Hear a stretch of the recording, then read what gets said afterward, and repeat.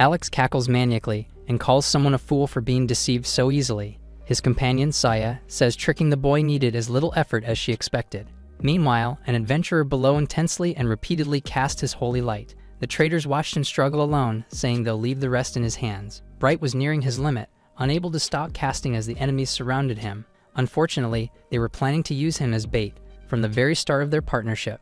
The girl says it's only natural, since his magic power was ridiculously high. With that in mind, he's the perfect treat for the undead enemies, who just love absorbing mana.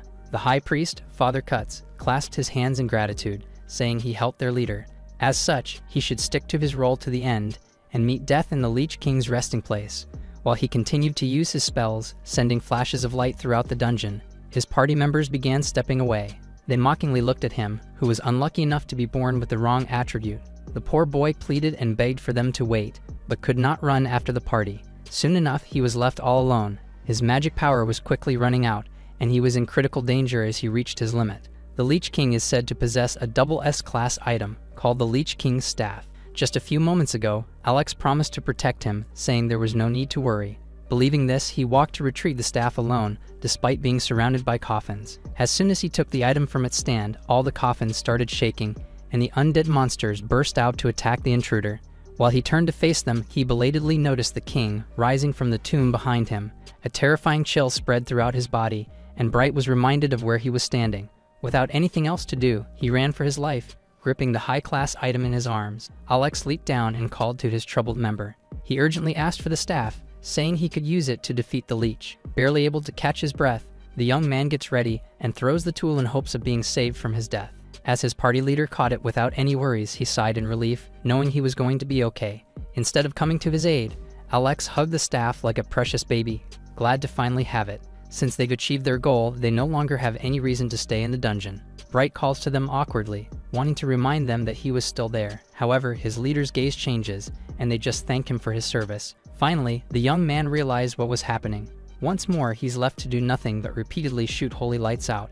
There's no end to the enemies, and he pants in exhaustion. The spell is his attribute's level 6 ability, only capable of temporarily warding off enemies. Throughout his life, he was regarded as someone who was born with the wrong attribute. He can't defeat the undead or any other enemy, because no matter how much experience he gains, light magic has absolutely no attack power whatsoever.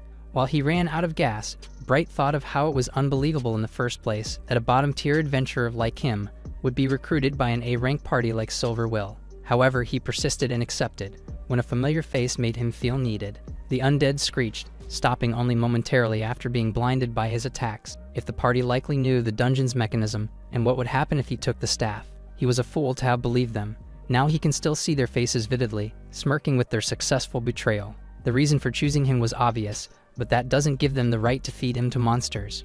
Cursing them, the powerless young man vowed to survive and live. Although he was on the edge of death, he raised his hand to cast yet another wave of spells. The enemies kept coming, rising from the ground. His body wavered and shook, but the feeling of their betrayal burned deep in him, pushing his arms back up. Just then, a yellow window appeared, saying there was a level error with his light magic. The status screen kept beeping, telling him that something was wrong. Finally, his body fell hopelessly, and his entire being shook in fear. Before him was the leech, looming with a dark and overwhelming aura. The only light there was his status, saying he's reached the upper limit and has unlocked an achievement. Bright turned to look in confusion, as it says that he's achieved an attribute level up, allowing him to evolve from light to ray magic. His eyes quivered, shocked but hopeful nonetheless. In this world, there are two types of people. First are the warriors who fight with weapons like swords, bows, and spears. Second are the mages who wield elements, or are even capable of healing other people.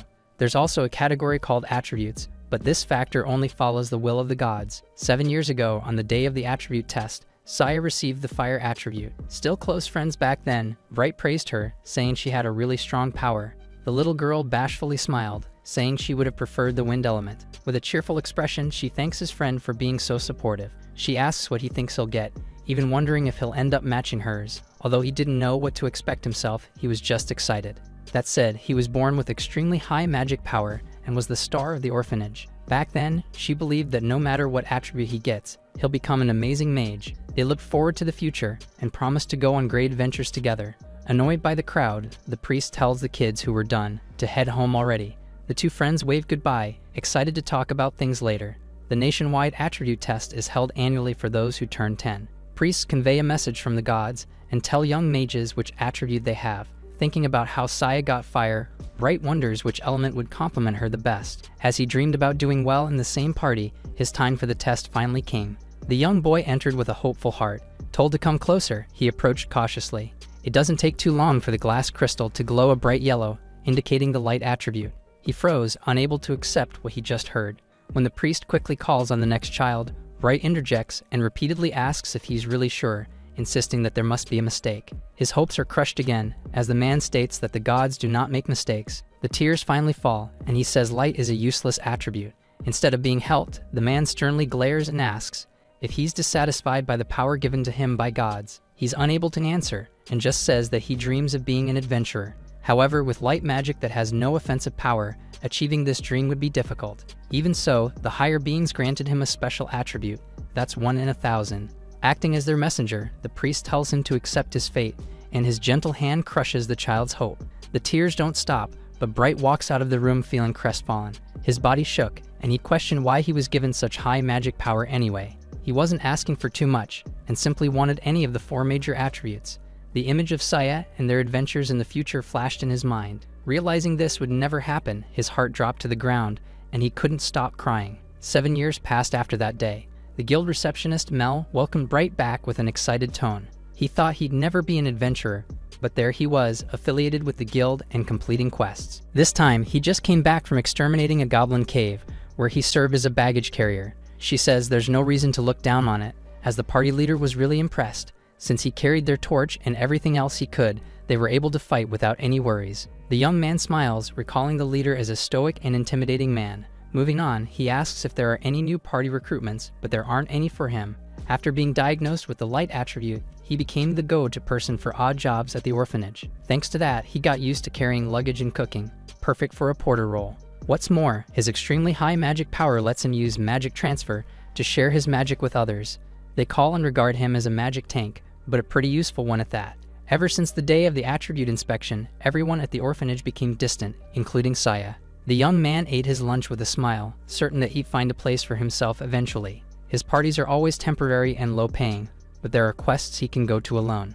This is enough to make him happy, since he can pay for meals without any worries. Meanwhile, a few silhouettes watched from the other side of the window, identifying the adventurer as if they were looking for him. Bright works on the moonlight grass gathering quest. Although it was deep in the night, he stretched his limbs energetically, ready to get started. Making perfect use of his attribute, he lights the dark forest up. Moonlight grass is a medicinal herb, traded at high prices in the guild, but the downside is that it can only be found at night. The young man finds one right away. Considering the effort and lighting costs, it's not worth much for regular adventurers. However, it's the perfect quest for him, who can summon light at will, and doesn't even need to worry about spending money for it. He spends some time on the quest, even humming joyfully as he works. Soon enough, he fills an entire bag with the stunning herbs, which give a soft blue glow. It's a big haul for him yet again. Just then, the status window popped up, indicating that his magic level just increased. Excited, he checks the details of his new skill, but freezes as he sees that the attack power is another 0. Although disappointed, he laughs it off, saying it's as expected. He was currently at level 9, just 1 level before getting maxed out.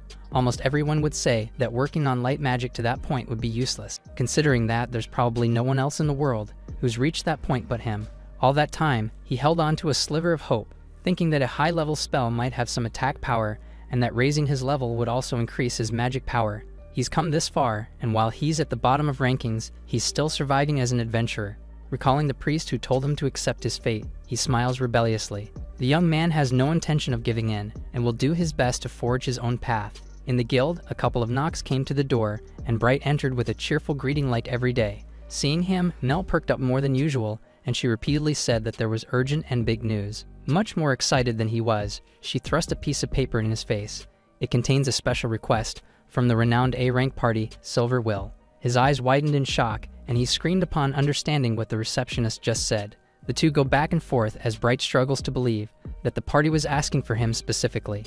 After all, the very existence of such high-ranking parties was rare in itself. While S-rank was at the top, it was basically an urban legend, and only a handful reached A-rank status. Moreover, anyone who's up to date in the adventurer world knows about Silver Will. Seeing that they want him, he says there must be a mistake, as he just recently reached D rank. Mel insists it isn't so, and that they send a direct request after seeing his promotion notice in the capital.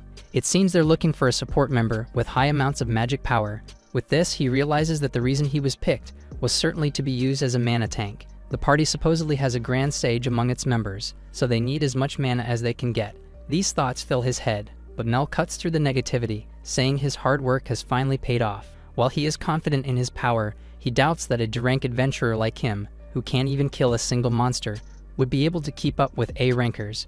The staff says he was requested, based on how he has the highest survival and completion rate in the guild. Bright thinks about it deeply, already expecting to head deep into high-level dungeons. He isn't a beginner anymore, and knows the dangers of jumping at such offers without considering the risks. The guild door creaked open as he settled on a decision. Everyone's heads turned as a woman walked toward the counter. Hearing that he's going to reject the request, the woman shouted loudly in disbelief.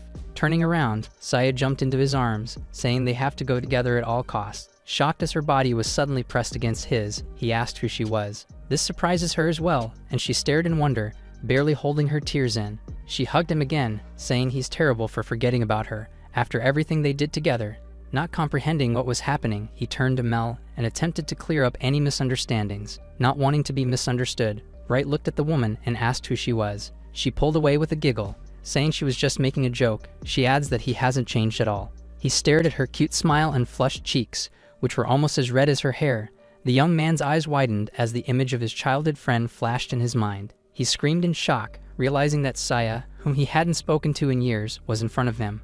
The last time he saw her smile was during the attribute test, but she grew distant and left after that. Now her face was just as mesmerizing as it used to be, as the girls celebrated their reunion. The pain of being left melted away immediately, and he asked why she was there all of a sudden. Just then, a voice spoke from behind, explaining that they were clients in need of his service. Saya turned expectantly upon hearing his voice, while Bright looked on in confusion. Greeting and exchanging pleasantries, the man extended his hand and introduced himself as Alex, the leader of a rank party, Silver Will. The adventurer's smile was as dazzling as light magic, and the D-ranker couldn't believe who was speaking to him.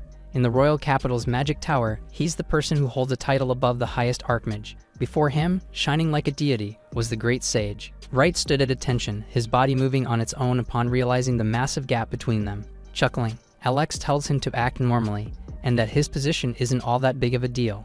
The boy refuses to do so. Their status and ranks were incomparable, and he looks up to him as someone with the failure attribute. The sage originally had the extremely rare null attribute, which allows the user to master all elements. However, as a trade-off, the increase in magic level is incredibly slow. Even if the level rises, the magic power gained was minuscule, not even reaching that of a normal mage. Like the light mages, those bearing the null attribute are considered failures and quickly give up. But Alex refused to succumb to his condition and entered the capital's research institute. Through endless research, he somehow managed to develop a method that instantly recovers mana. With his, he maxed out the null attribute and became the world's one and only all-attribute user. When Bright's spirit was on the verge of breaking, he heard about the sage and was given hope by the story of someone who was just like him. With that said, he vigorously shook his head and refused to address his idol so casually.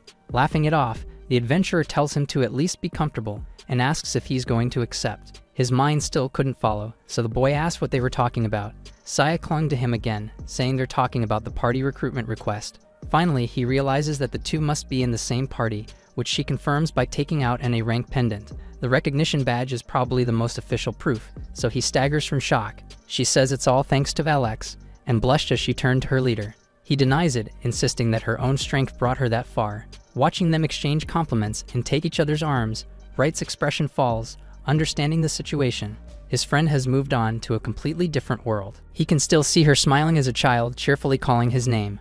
Unfortunately, their history makes it impossible for him to not be hurt by his unfulfilled dreams. Just then, Cut suddenly held his shoulder, saying he just witnessed shattered love.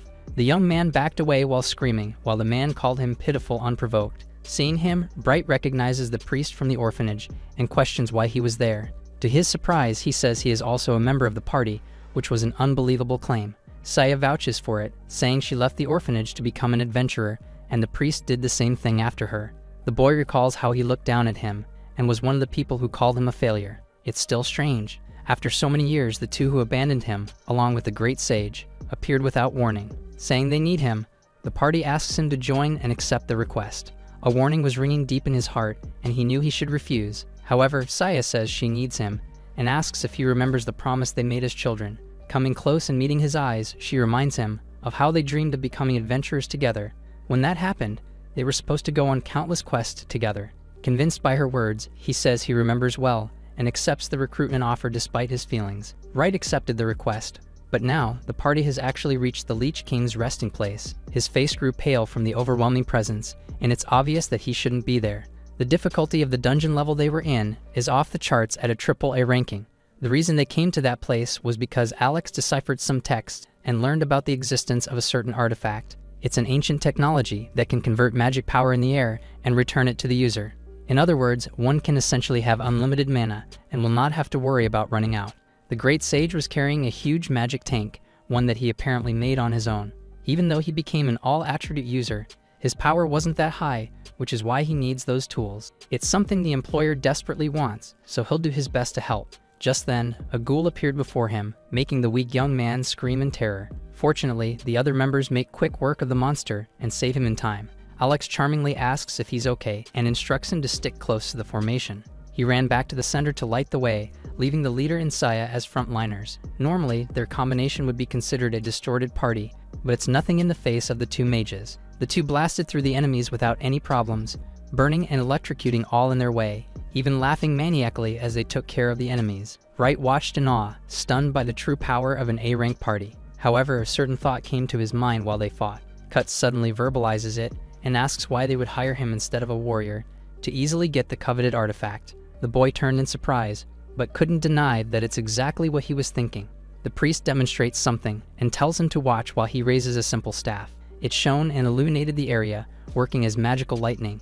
However, the tool quickly dissipated, as if being consumed by the very air around it. They're inside what's known to be a magic-eating dungeon, where magic tools corrode fast. In addition, due to the nature of the monsters there, warrior types end up being nothing but a hindrance. It's finally clear why they sought Bright's magic, and asked the simple D-ranker to join the team. They were looking for a way to produce light and navigate the dungeon when they remembered his magic. The priest says the others are only able to fight because he was there to illuminate their way. After all, he spent all these years strengthening his power, unwilling to let it decay. The young man smiled, understanding that his supposedly useless magic was helping the top party. Having taken care of most of the undead, they stop for now and decide to set up a camp. Saya clung to the leader and whined, exhausted from the long day of fighting.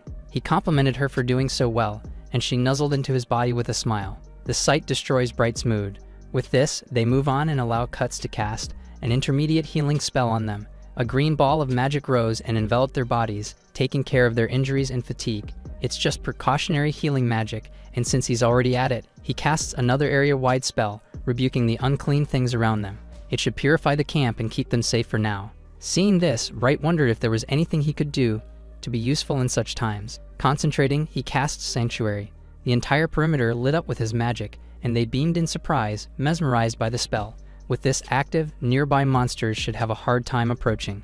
Glad that he's there, they thank him for his contributions to the team, and say they're only able to rest easy because he's there. Hearing this, he's glad he could be of help to Saya, even if it's just a little bit. Alex then worries that maintaining such high-level magic so strongly would make him overexert himself. The boy sheepishly assures him that mana is the only thing he doesn't have to worry about. While he commends the new member, the leader's gaze changes. He's really glad that the light mage was there. After all, the oblivious young man was going to be his sacrificial lamb. A large pot and a couple of skewers were set by the flame, which kept the party's camp warm. The priest and mage slept soundly, with Saya's head comfortably resting on the leader's lap. Meanwhile, Bright scooped some of the stew up and served it to Alex. He took a sip of the delicious meal and couldn't help but commend the young man's skills. Cooking was something he enjoyed quite a lot, so he's glad to hear so much praise for it. He answered brightly, but upon seeing the capable leader caress his childhood friend's head, his expression immediately went solemn. Changing the topic, he notes Alex's huge equipment and says it must be really heavy. The portable magic tank sat there, looking huge enough to actually fit a person. While it's heavy and cumbersome, he laughs and says he's built a lot of muscle from carrying it. The tool is an amazing invention for others, but for him, it was a necessity due to his null attribute. There are limits when using magic transfer, which is the act of sharing one's magic power with others. It's a general skill for mages, but the conversion efficiency is poor, diminishing half of the mana during the process. An item like that would be unnecessary for someone like Bright, who has plenty of magic power. That said, if such equipment became widely available, it would be him who's no longer needed. Alex says there's no need to worry about that, as something like that cannot be mass-produced. With its weight and bulk holding him back, he can't go where he wants to. Asked about his goal, he shares that he wants to reach even greater heights. This stuns and confuses the boy for a moment. The man before him became an A ranker, and the great sage at such a young age. Clarifying his concerns, Alex states that he's aiming for the S rank, which leaves the lowly D ranker speechless. He's the youngest son of a count's family, but the only thing it offers is the name itself. Because of that, he intends to seize honor that outshines the prestige of any family, the S rank title. His expression changes, now filled with burning determination, as he vows to take it with his own hands. Bright was now getting worried with the unexpected demeanor. No matter what, he absolutely needs the Lich King's staff to obtain magic power and fulfill his goal. For that reason, he declares that he's willing to do whatever it takes. Noticing the boy's wary expression, Alex realizes that he's slipped and apologizes. Now back to his smiley and kind expression, he says he got carried away while talking about his dreams. The campfire fizzles out as it's time to add some more fuel. He apologizes again for getting a bit too heated. Taking a look at the magic igniter, Bright gestures to the magic tank and wonders why the artifact wasn't corroding. With a sinister smile, Alex doesn't explain much and just says that it's a special design. While the boy is amazed by the invention, he thanks him for the appreciation and calls the magic tank his precious little partner. The party soon approached the depths of the dungeon, where the number of strong enemies increased. However, it did not matter much to the pair of mages who wreaked havoc throughout their journey. Bright could only look on in awe at how powerful they are, seeping everything away like it was nothing.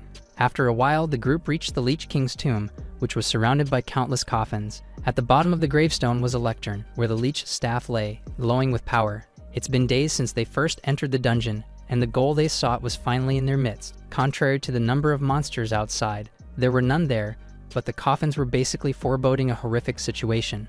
If the ones hiding in them were to wake up all at once, they might not be able to win. Suddenly, they called Bright's name and told the knave boy that it's finally his turn. With a sweet and convincing smile, the leader tells him to retrieve the staff from below. Not expecting the ridiculous order, the young man declines, saying there's no way he could do it.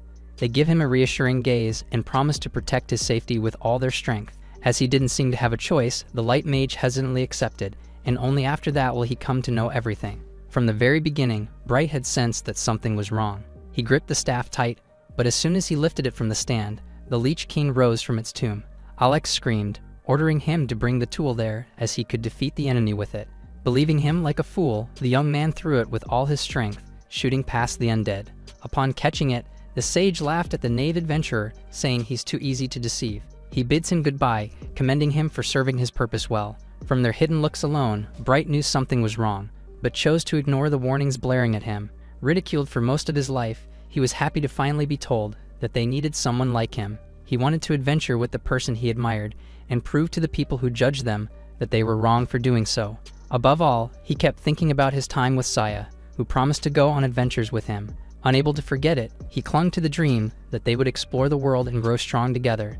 They did eventually adventure together, but now she was the very person who plotted to betray him. He gritted his teeth, trying to bear the pain in his heart. His light magic continuously flashed, hardly slowing the advance of his enemies down. Was he going to die in a place like that, used and discarded like a pathetic tool?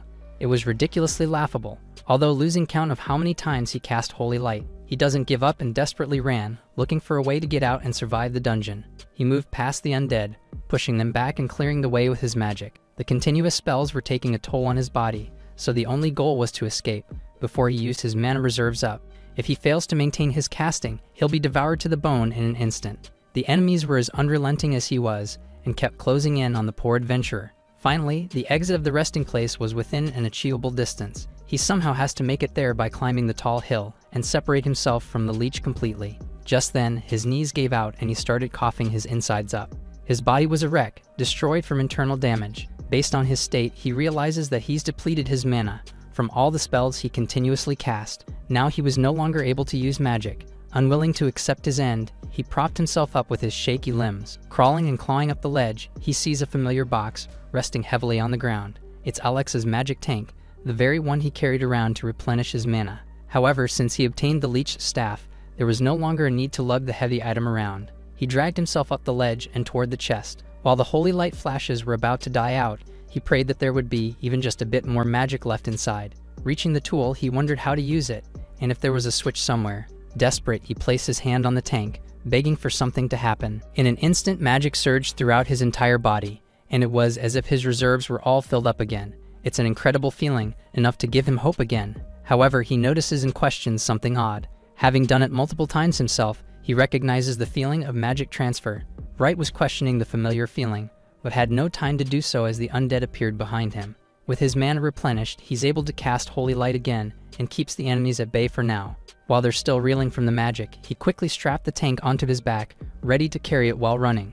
One way or another, he had to move past the enemies and get out of there alive. As soon as he just about reached the exit, the leech watched intently. It glowed with power, and a green wisp of magic sped around the young man. Following the monster's demands, it whisked him out of the cliff and back to the clutches of the undead lord. He fell to the ground, and all his progress he made towards escaping just went up in dust.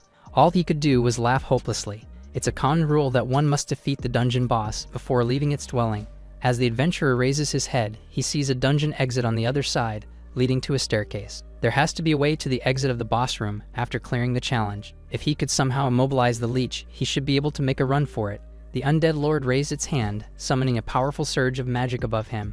Just then, dart blades began raining down, and he's barely able to avoid getting hit. However, it does cut through the magic tank straps. Severed from his body, it fell to the ground, but that's okay since his current magic was at full capacity. As long as he has this, he should be able to make it work, even if it's against countless ghouls. Another flash of light comes. Since it's a low-level spell, he can use it as many times as he wants. The enemies staggered back from the blinding light. If he can hold them off while running to the exit, there should be a chance at survival. Just then, the leech swiped its hand, sending a razor-sharp slash at his body. The attack hits him right in the torso, cutting it in half. Feeling victorious, the undead boss laughed in triumph, but the young adventurer's body suddenly vanished in a yellow glimmer. It's left confused, more so when a figure jumps on its subjects and makes its way to its head. It reacted quick, but not quickly enough. Creating mirages gave Bright the opening to use the bulk of his magic on the leech. He gives a loud war cry, determined to break through the dungeon and get out of there alive. The plan is a full frontal assault using a one-man ambush strategy. Inches from the leech's face, he casts a close-range and full blast of holy light.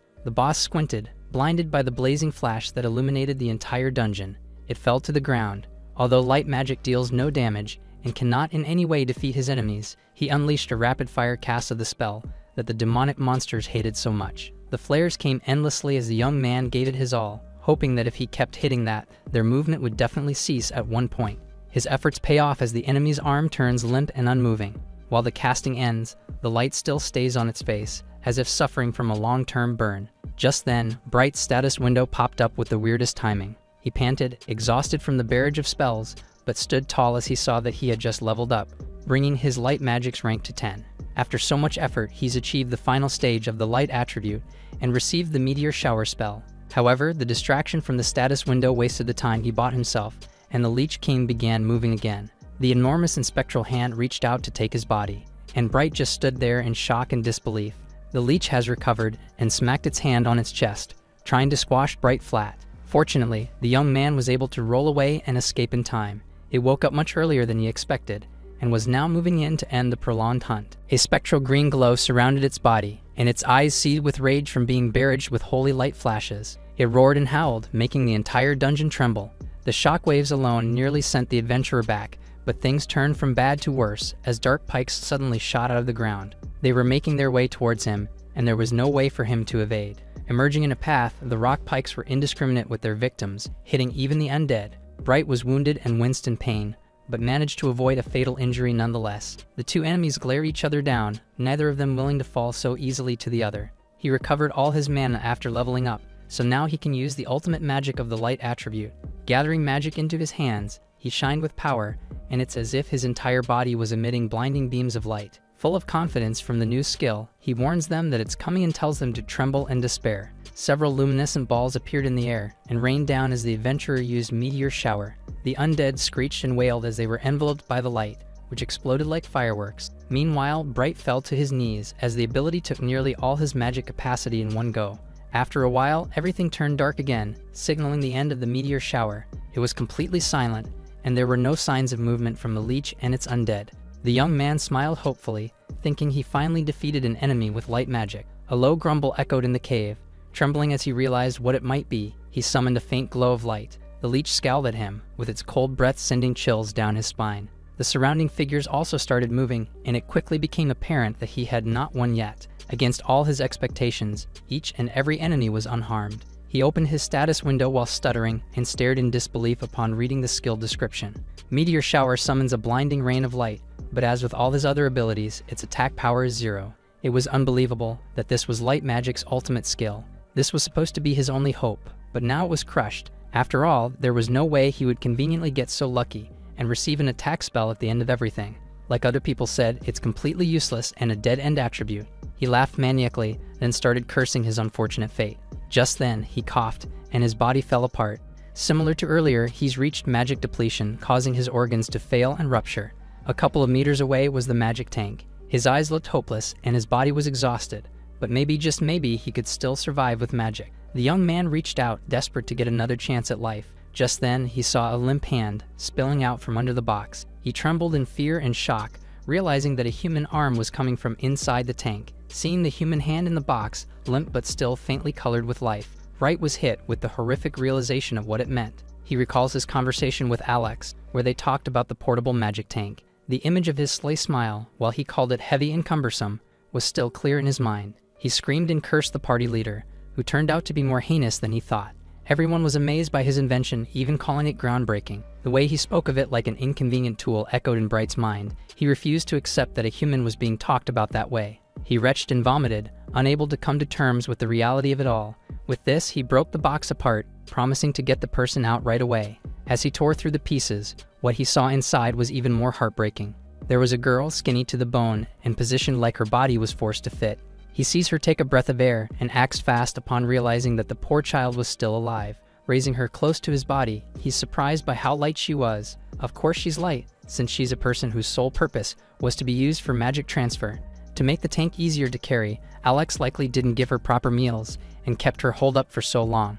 Even now, as he held her tiny frame, he could feel her magic flowing into him like second nature. He remembers the feeling back then when he first replenished his magic with the tank. Lifting the box to his shoulders, he treated it like a tool, not knowing about the person inside. Pained and guilty about what he did, he hugged the girl, apologizing repeatedly for what he did. She was still unconscious, but magic continued to flow and surged out. The undead army closed in on them, but the adventurer didn't move an inch. Even after all that, she was still giving him her magic. He used magic light to push them back, and thought about how he was called names, continuously ridiculed for having a useless attribute. The light mage curses Alex, because despite everything he went through, he was never treated like the girl. Smiling slyly, the sage said he was willing to do whatever it takes to reach even greater heights. He used Bright to get the Leech King's staff for his goals, and once he had the artifact, he discarded the child in the box as if she was nothing, and even laughed as he did it. Unforgiving rage bubbled in the young man, and he swore to never let Alex get away with what he did. He carried the little girl in his arms, still using holy light endlessly. Intending to get out with her, Bright apologetically asks her to lend him her magic. Feeling pure rage for the first time in his life, he vows to kill her aggressor himself. They overflowed with magic power, and with a seemingly bottomless well of mana, he used his spells on maximum output and cast them continuously, pushing past all the undead. While the attack power was 0, the purifying light is unlike anything they've ever seen. As such, the skeletons couldn't help but make way for it. Just then, the system chimed, saying he's reached the maximum value of light magic. It continuously alerted him, but the light mage didn't care as he was too focused on moving through the army of undead soldiers. He vowed to escape and survive with the girl. His body began to give out, overstrained and unable to keep up with the endless use of magic. Wright doesn't care in the slightest, and even tells the system to give him another spell instead of blaring its alerts at him. When it felt like hope was just within their grasp, everything suddenly turned grime and dark as a hot pain seethed from his chest. He lets go of the girl, unable to keep his hold on her. He fell to the ground with her as the leech impaled his body with its finger. Bright was on the edge of death once again as the Leech King stomped on his efforts to escape. It smiled mockingly and pulled its finger out of his chest. The adventurer was about to fall, but then saw the girl's frail hand on the ground. Driven by pure anger, he gritted his teeth and planted his foot down to push himself up. He raised his hand to fight back, barely able to breathe from the fatal wound in his body. Putting pressure on the wound, he refused to give up and accept death. To save the child beside him, he casts Holy Light again. However, nothing happened, except for the status window saying there was an error. It blinked repeatedly, and a grim feeling seeped into his mind. Feeling hopeless, he wondered if it was total magic power depletion. He was given multiple chances, but with his powerless attribute, there was nothing he could do. Just then, the window blinked again, saying he's unlocked an achievement for reaching the pinnacle of light magic. To his shock, it offers evolution and asks if he'd like to move from light attribute to ray attribute. Bright couldn't believe what he was seeing and did not even know that ray existed. It asks him again, making him choose between a simple yes or no. Never having heard of evolution, he stared in a daze, doubting the system's offer. With that said, it would be foolish to hesitate now, and the answer was clear. He reached out to tap on the window and declared that he was going to accept it. As his finger reached the screen, a shining flash of light burst forth. The window blazed with power, and it was enough to blind all those who looked. Finally, it turned into a brilliant but soft glow, showing the changes in the young adventurer's status. The evolution was complete, and his light attribute had advanced into the ray attribute. What's more, it indicated that he's acquired a new magic spell as well. At the bottom of his skill list, he saw a level 1 laser. Bright stared dubiously, trying to make sense of the unexpected series of events. As he called to the skill, his fingers sizzled with hot white light, and he winced from the burning sensation on his skin. A glowing nucleus appeared, as magic power gathered and concentrated at his index and middle fingers. Then his instincts blared, telling him to aim the new magic at the Lich King.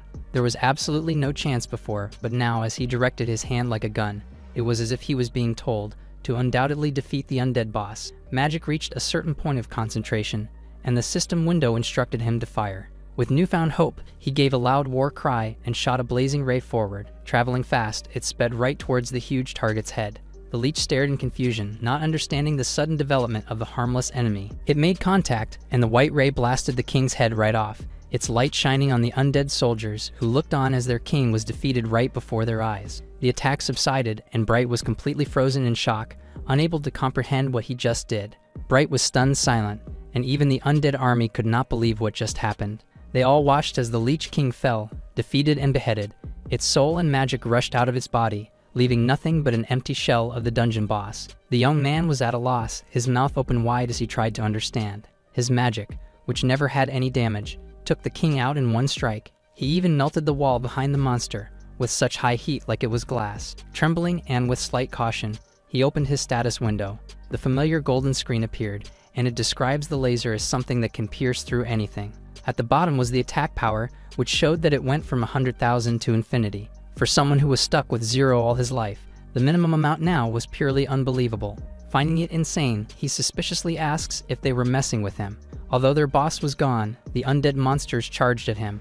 In the AAA dungeon that's feared by everyone, the ghouls are rumored to be a horde of 1,000. However, to him, it was the perfect place to test the power he's dreamed of all his life. Now they were nothing but small fry as he gathered the magic into his fingertips. It shot out in a straight line, destroying all those that stood in its path.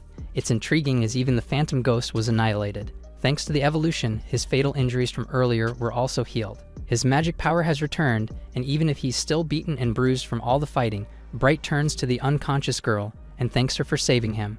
With a smile, he promises to escape with her, and now it's not just a pipe dream. Looking at the dungeon exit, he aimed his magic laser forward and shot.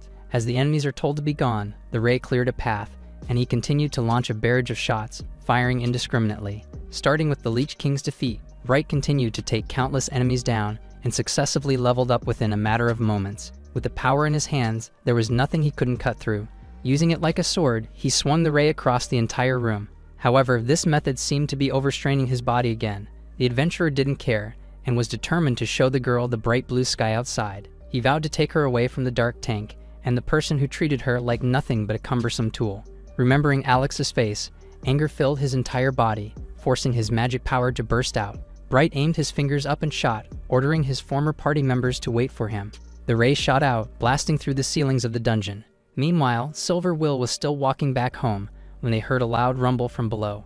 As they turned around to look, the blast of light bore through the dungeon's layers and forced a hole out of the mountain it was in. It was so strong, the sunshine from above managed to reach them at the bottom floor. Seeing this, Bright's body finally gave out, and he fell to the ground after succumbing from fatigue. As he lay there motionless, a soft pair of eyes watched. The girl in the box had woken up and was kneeling right beside his body. Just before Bright aimed his laser up and blasted to the sky, the Silver Will party panted as they made their way out.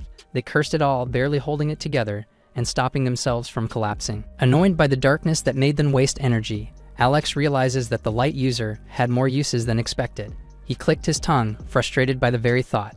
Just then, several undead skeletons crept behind them and launched a surprise attack at the unsuspecting sage. Fortunately, Cuts was there to jump in and save his life, ordering the enemies to freeze. Immobilized, Alex realizes what was happening and follows up by electrocuting the monsters. Saya dragged them away, saying they had to run and escape as fast as possible. It's getting increasingly troublesome as the skeletons woke up and went after them wherever they went. Saying she can't take it anymore, the girl clung to her leader, whining in tears. He tells her to hang in there a bit more as they were finally near the exit. After a while, they managed to lose the enemies from their tail, but spent so much energy doing so. Told to light their way forward, Saya adamantly refused, arguing that she was already at her limit.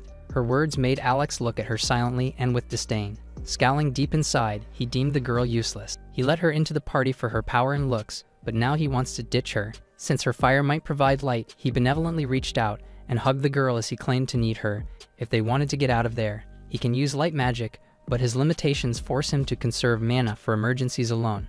The girl still fights back and insists that he can just use the king's staff, which they worked so hard to get. However, since it was still an unknown artifact, he can't use it until after running examinations. Coming close to her face, the leader asks the girl to bear with it and hang on a little longer. Swallowing her fears and hesitation, Saya used fire magic and summoned a small flame to lead their way. It emitted a pathetic light and lasted for nothing but a few minutes. With all that considered, Alex silently concludes that she's just about due for a replacement. Thinking about the girl in the tank, he wonders if he threw her away too fast, but says he can just make another. Just then, they froze in their tracks as the ground shook and cracked from below. A spot before them quickly burned hot and turned red. They looked in confusion as the ground bubbled, and while they couldn't explain what was happening, it was fairly clear from the light that slowly beamed out that the correct thing to do was run. However, it was already too late, as Bright's laser shot through the ceiling. Despite avoiding direct contact, the residual heat scorched their clothes, igniting everything and causing them to be enveloped in flames. Burning, they urgently rummaged through their bags, looking for water to extinguish the fire. Unable to find any, they settled for any liquid available and drenched themselves as fast as possible. Saya unfortunately douses herself with something that smelled foul, but they hurriedly flailed around, arguing that it's better than burning alive. They eventually managed to stop it, but are left with scorched clothes and sooty bodies. To make things worse, the terrible smell from the mage was still there. In any case, they stared at the huge hole and wondered if it could, by any chance, lead straight to the boss room. They looked up and saw that the sky was also visible, despite there being several layers in the dungeon. Cuts thought about the leech and questioned if it was its magic, but said it shouldn't be that way. The priest then tells Saya to throw a few offerings down, to maybe reach Bright below. She refuses, saying the boy was annoying and useless, even when they were still children. Bringing the serious tone back, Alex says they're in serious trouble if it really was the Leech King's magic. If it devoured light and was still alive, it just means that they were next. Finally, the two realize the gravity of the situation and how bad it was for them. They order Saya to summon light, promising to take care of her if she runs out of magic. The fire mage quickly summons a flame, not wanting to be the boss' next target. With this, they ran as fast as they could, determined to make it out of there alive. Meanwhile, the light from above beamed several floors through the dungeon and shone on a lone body at the deepest parts. Bright's hand, which was unmoving for quite a while, flinched with life. Deep in the Leech King dungeon, the sunlight from outside traveled down and reached Bright's face. As he opened his eyes, he himself doubted the fact that he managed to survive the boss fight. The young man remembers taking a fatal wound to his stomach, which is why he yelled out in desperation, cursing LX as he shot the laser to the sky. He had neither healing magic nor any strength left, so how on earth was he still alive? When he covered his face to think, he noticed his hands, roughly wrapped up in bandages. Eager to see who treated him, he snapped his fingers to summon a bright ball of light. He winced and grunted as he sat up, still injured although completely covered in bandages. Looking to the side, he sees his tattered and soiled clothes. There was no way Silver will came back to save him, and there were no signs of other parties nearby, so who could have patched him up? Just then, he heard a low thud from behind. He quickly turned around to see him, and to his surprise, the little girl from before was standing and staring weakly. Her skin was pale, her body was immensely thin, and her hair was as white as snow. Bright recognizes her as the girl who was in the mana tank, hooped up in the tight space, and sapped out of her own powers for someone else's use. She reached out and pointed to the ball of light. Snapping out of his trance, he realizes that he was using magic again, and warmly asks if she's the one who patched him up. She silently nodded in affirmation, and he thanked her for saving his life. There was still a lingering scent of potions and medicinal herbs, which she must have used. Touching his body, he notices that he's gained muscles even through the layer of bandages. His evolution must have played a part in his rapid recovery, as it affects one's physical growth and even heals one's body a bit. In contrast, magic level improves based on magic proficiency, so it grows with more use. However, the adventurer level does not increase much, unless you directly defeat enemies. Having taken on an entire boss room alone, Bright curiously opens his status window. To his surprise, his level doubled from the encounter, and was now at level 30. It's undoubtedly the result of defeating the Lich King, while the other undead was just a bonus. For an adventurer, defeating enemies was a natural thing, but he couldn't do it at all, until now at least. The wall, marked with huge gashes and destruction, especially the huge hole boring through the ceiling, proved that this was no longer the case. Just then, the girl sneezed, probably feeling all cold. Worried about his little savior, Bright urgently rummaged around, looking for something to use. All his clothes are soiled, but since it's better than nothing at all, he wraps the warm coat over the poor child's body. She looked up at him curiously, unfamiliar with such kindness. Seeing her confused expression, he remembered something he forgot, and introduced himself to the new friend. Asked for her name, she stayed silent for a while, and he couldn't help but stare at her features. She was stunning, and although her hair was white, her eyes looked like polished obsidian. Her lips cautiously parted, and she introduced herself as Yami. Bright smiled joyfully, saying it was a wonderful name. Despite the compliment, he received no reply again. That said, it's only natural for her to be quiet, as someone who was cramped in the tank for so long. Anger flowed throughout his body upon remembering LX, along with the rest of Silver Will, who ridiculed his useless light attribute. Closing his eyes, he held it in for now. Speaking to Yami, he suggests leaving the dark dungeon and heading to this town for the time being.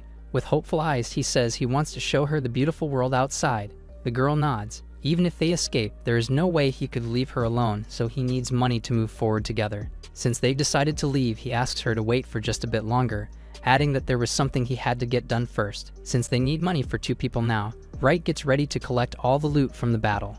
Trying to help out, Yami gently took an orb from the ground and studied the item with eyes full of curiosity. Seeing the child's confused face, he explains that those are the cores of the undead. Loot drops when enemies are defeated, and they can bring it back to the guild for money. After all, there's no way Aguni was going to pay him the quest reward, and his equipment was all in tatters. Yami picked a few cores up, gathering them in her hands, and handed them to the young man. Seeing that she wants to help out, he thanks her with a smile. However, her breathing suddenly got ragged, and he noticed her body getting weaker. She loses her strength and falls into his arms, exhausted. Trapped in the tank all this time, her magic power was constantly drained, and yet with her fragile body, she treated his wounds with so much effort. As such, he lays her down and allows the girl to rest, while he goes to gather the loot himself. Her beady eyes looked up at him, seemingly wanting to protest. Understanding, he promises that he won't leave her behind. Although they haven't known each other for a long time, the sight of his back was reassuring enough to allow the little child to rest, cozied up in the warmth of his thick coat. Running around the dungeon, Bright sees a bunch of items on the ground. Taking a closer look, he sees that it's Silver Will's bags, with potions and tools strewn around. Confused, he wonders if they ditched their supplies while running away. Since Yami likely already used their potions and herbs, he checks for anything useful. He rummages through the bags and is delighted to see Saya's spare clothes. It's great news, since there might be something for the young girl to wear. Unfortunately, the fire mage's fashion style is far too inappropriate and ill-fitting for a child. Yami had nothing but undergarments on, so he had to find something for her to put on. Aside from her feeling cold, he'll likely get arrested if he were to make her walk around like that. He threw his head back from the nightmare and insisted that he had no such hobbies. Because of this, he remembers Cuts, who everyone in the orphanage knew was preying on poor girls. It was said that he'd take them in, acting all kind, then trade them away like luxury commodities. The idea of Saya being one of them hit him. If she started under the priest's ownership and was later transferred to the Great Sages, then it's possible that the 2 men were connected from the very start. However, things would take a sinister turn if the other rumor about the priest was also true. It's said that he used to sell the children directly to human traffickers. With the way Alex was treating Yami, it can be assumed that he bought her like a product. He gasps in shock, realizing that she was sold like a living tool from the disgusting priest. Clenching his fist, he seethed with anger, but turned around after regaining composure. His priority for now was to get the 2 of them safely out of the dungeon. As for the Lich King's loot, they could earn enough to live comfortably for a while. He tells the despicable sage and the priest to wait, as he'll have his revenge soon. For a long while, the adventurer continued to look through the area, picking up whatever drops he might find. Even the Lich's ashes were worth a lot, so he had to retrieve everything he possibly could. Lastly, there might be something in the altar that might end up useful. Clearing the surface, he pushed it open and was surprised to see what was hiding inside. Reaching in, he takes a large piece of cloth out. It isn't the leech's robe, since that turned to ash when it died, so the thing in his hand might be a burial shroud. Looking at it, he gets an idea. While he took his time working on that, the light shined down on the resting girl, but her slumber was interrupted as Bright loudly called her name and woke her up. Opening her tired eyes, she rubbed them clean as he apologized and said that it was time to go home. With a huge grin on his face, he reveals a beautiful robe and tells her to put the cloth on. Being pretty dexterous and skilled in sewing, he made it from the Leech King's shroud. It looked perfect on the little girl. She's surprised by his reaction and twirled around to show it off, seeming to be happy with the item. Moving on, he called to her and reached his hand out. While it was a harmless gesture for him, her traumatic experiences kicked in, and she's reminded of the men who reached out and did heinous things to her. She closed her eyes, expecting the worst, but also already accepting it. However, all that came was a warm touch, patting her head in affirmation. She looked up in surprise, experiencing for the first time the joys of a tender and caring touch. Staring at her with his big eyes, Wright invited the little girl to leave the dungeon together. Finally, Yami smiled genuinely, loving the idea of being with him for a change. Bright carries the sleeping Yami on his back while he walks through the dark dungeon. He remembers how he told the little one to hop on his back. Now that he is actually carrying her, he realizes how heavy she is. He thanks his luck that he goes stronger because of leveling up. He reminds himself that he is used to carrying things as an errand boy. He looks at her face and thinks she is lighter than the things he usually carries. He also notices that she is far lighter than anyone in the orphanage. He remembers Alex telling him that she was heavy and cumbersome to him. He deduces that he intentionally lightened Yami up. The thought makes Bright voice out that Alex is a bastard. Yami wakes up because of it, so he apologizes. The little girl asks if he is okay, and he answers with a smile that he is fine. He reminds the girl that he is level 30 now, so she does not need to worry about him. He tells her to look ahead, and he shows her that they are almost at the light at the end of the tunnel. He comes out, and his eyes can see the peaceful sight of the blue sky and the birds flying. They bask in the light of the sun. Bright laughs in relief, and Yami copies the sound he is making. He takes in the scenery around him. He puts Yami down and asks how the grass feels on her feet. The girl tells him that it feels soft. She smiles as she absorbs its comfort. He reminds the girl that the world is not just confined to a small and dark tank. The girl takes in the sights and how the world can feel beautiful again. Wright is teary-eyed as he takes a deep breath. He shouts out with his hands in the air that he is back. The little girl observes him and then looks at her hands. Wright wonders what she is thinking. She then raises her hand and acts like she is yelling out. It makes Bright laugh. He remembers how close to death they were in the dungeon, despite being trapped in a box. He thinks about Alex and how they did not lose to him. He yells out to the heavens while Yami continues to copy what he is doing. Wright narrates how he had no idea how evil Alex and Cuts are. He says that despite how happy he is now, there are still conspiracies that they have no idea are happening. Meanwhile, in Church Town, the people whisper with discomfort about something passing by. It is revealed that Cuts is driving a horse carriage with barely any clothes on him. The priest is trying to act calm despite knowing how he looks to the crowd. Saya and Alex are inside the carriage, with their clothes torn off too. They are uncomfortable with the way everyone keeps staring at them. Saya screams out that her appearance now means she can never be married. Secretly, Alex is annoyed and wants to shut her up. He worries that they barely have any supplies and food left. He orders Cuts to stop somewhere. Alex tells Cuts that they need to rob someone for housing, clothes, and money. Cuts objects to it. He says that guards are nearby and they can't afford to be caught. Alex asks Saya if she needs to wash up. Saya is conscious that she smells bad but is still hesitant to talk to someone. Alex tries to convince them that a lot of people will go out of their way to help their party. Saya voices out that no one will believe they are Silver Will with their clothes. Alex insists that they kill someone to take what they need. Cuts aggressively objects, citing that they would tarnish their party name if they did that. Alex gives in and settles to return to the guild for their funds and supplies stored there. Cuts is relieved that he changed his mind since he fears being caught and endangering any future business prospects. Alex thinks about how judgmental Cuts is when he commits so many crimes himself. Alex looks at his hand. He ponders why his magic has not yet returned. It leads him to thoughts on how Yami must have died already. He feels like it was a waste to leave her behind. She remembers how small and light she was to carry, as well as how she had overwhelming magical power. He thinks about his new Leech King staff. He remembers the powerful light and how the staff protected him from any damage from it. He ponders what the stuff is made of and if it is cursed. He decides to investigate the staff once he returns to the capital. He also plans to make another tank if he can't use the staff. He sighs at this idea since the magic tank has too many limitations. He thinks about the trouble of needing to find a light and small person with high magic power to stuff inside the tank. He hates how test subjects he amputated in the past to make the tank lighter died. His eyes get determined. He orders Cuts to get him a child with a high magical power of light or shadow once they are back. Cuts says that what he is asking for is rare. Alex orders him to check all his connections for it. Cuts answers that he understands and will do it. Alex thinks about how orphans with light or shadow attributes do not sell well as slaves, how children with shadow attributes are usually discarded quickly. He recounts Bright and how it was a marvel for a light attribute such as himself to stay in an orphanage for so long without being cast out. He makes an evil sneer as he pats himself on the back for doing them a favor by using trash like them. He remembers how he first bought Yami. He remembers how happy the little girl was to meet him. When he put the girl up in a prison cell, he watched as the girl's face turned to disbelief and despair, how she cried when she was given little and unappealing food, how he stomped on her head.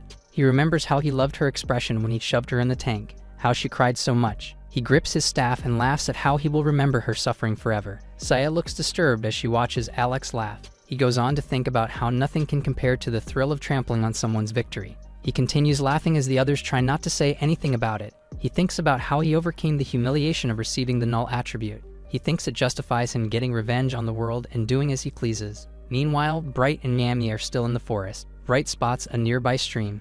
He calls on Yami and asks for one request from her. Bright shows Yami the spring nearby and asks that they wash up. He asks if she understands, so she nods up and down. He rings her near the water and gives her soap. The guy goes to the other side of a boulder while he waits for her to get cleaned up. While he waits, he inspects all the food the others left behind. He asks Yami if she is done taking a bath. There is no response, making him worry. He asks permission to take a peek. He is shocked to see that the girl is still wearing her robes on the water and is not doing anything but looking at the soap he gave her. He approaches her and asks why she has not taken off her clothes before going to the water. Yami stays silent and only looks at him with confusion. Bright gets overwhelmed that he needs to teach her more than he thought. He tries to tell her that she needs to take off her clothes. Yami answers that she does not want to, since she thinks that they would be gone the moment she takes them off. Bright observes how innocent she looks. He tries to explain to her that she does not need to worry about it since he will wash them for her. The girl nods that she understands. Bright waits for her to be done taking a bath again. He asks permission to peek to check up on her. She sees that she is still doing nothing on the water but staring at the butterfly near her. He wonders how the girl has survived this long without knowing the concept of even bathing. He reminds himself that Yami spent most of her time in the magic tank. He tries to think of a way to move things forward. He feels uncomfortable helping her wash herself. He convinces himself that he is now the kid's father to ignore the discomfort of what he needs to do. He goes to the water and volunteers to help her wash, albeit without looking at her directly. He tries to convince the girl himself that it is not weird at all for him to do so. After bathing her, Bright helps her wear her robes. She now looks sparkling clean while wearing them. He tells her that they will start traveling again while stopping over for food. He asks if she wants to ride on his back again, but the kid nods disapprovingly. Bright asks that she tell him when she is tired. They walk until sunset. Goblins ambush them from behind the bushes. Bright slays one with his laser. Another continues to jump at him, so he lasers it too. He asks Yami to get behind him. He sees that Yami is not responding and is just standing while goblins surround her. They rush towards her, but she remains still in her spot. Her eyes remain without reaction. A goblin hand nears her face, yet she does not blink or move. Bright catches her and eliminates the goblins near her. After a while, all the goblins are in pieces. Bright asks Yami why she did nothing to protect herself. The little girl only looks at him with confusion. Then her stomach growls. Bright sighs and forgets about it. He asks Yami to stand behind the rocks while he prepares their meal. He wonders if the girl completely lacks survival instincts. He can't imagine what kind of life she must have had. It is nighttime and Bright and Yami are getting their food ready by the campfire. The stew shimmers in the pot. Bright notices Yami smelling its aroma. He tells her that it is called stew. He explains that he used the ingredients found around the forest to make it. He points to the stew and teaches her the names of its individual components. He boasts about the 5 herbs and jerky they have to add to it. He gets the ladle and gives a cup of stew to Yami. He advises her to be careful with the heat. He shows her what to do by blowing his own spoon. She copies his spoon blowing. Then she puts the spoon in her mouth. He asks her if she likes it. Her face shows overwhelming happiness. He loves how much she likes it and tells her to take her time. Later on, Bright asks if he can ask more about her to learn things about her. She nods with approval. He asks how old she is. She answers that she does not know. He asks her family name, but again she does not know. He asks if she can use magic, but still she does not know. He asks her where she lives so he can take her back there. Yami thinks about her answer. She says she lives in the magic tower, so the man says that he meant where she lived before Alex took her there. Yai answers that she does not know.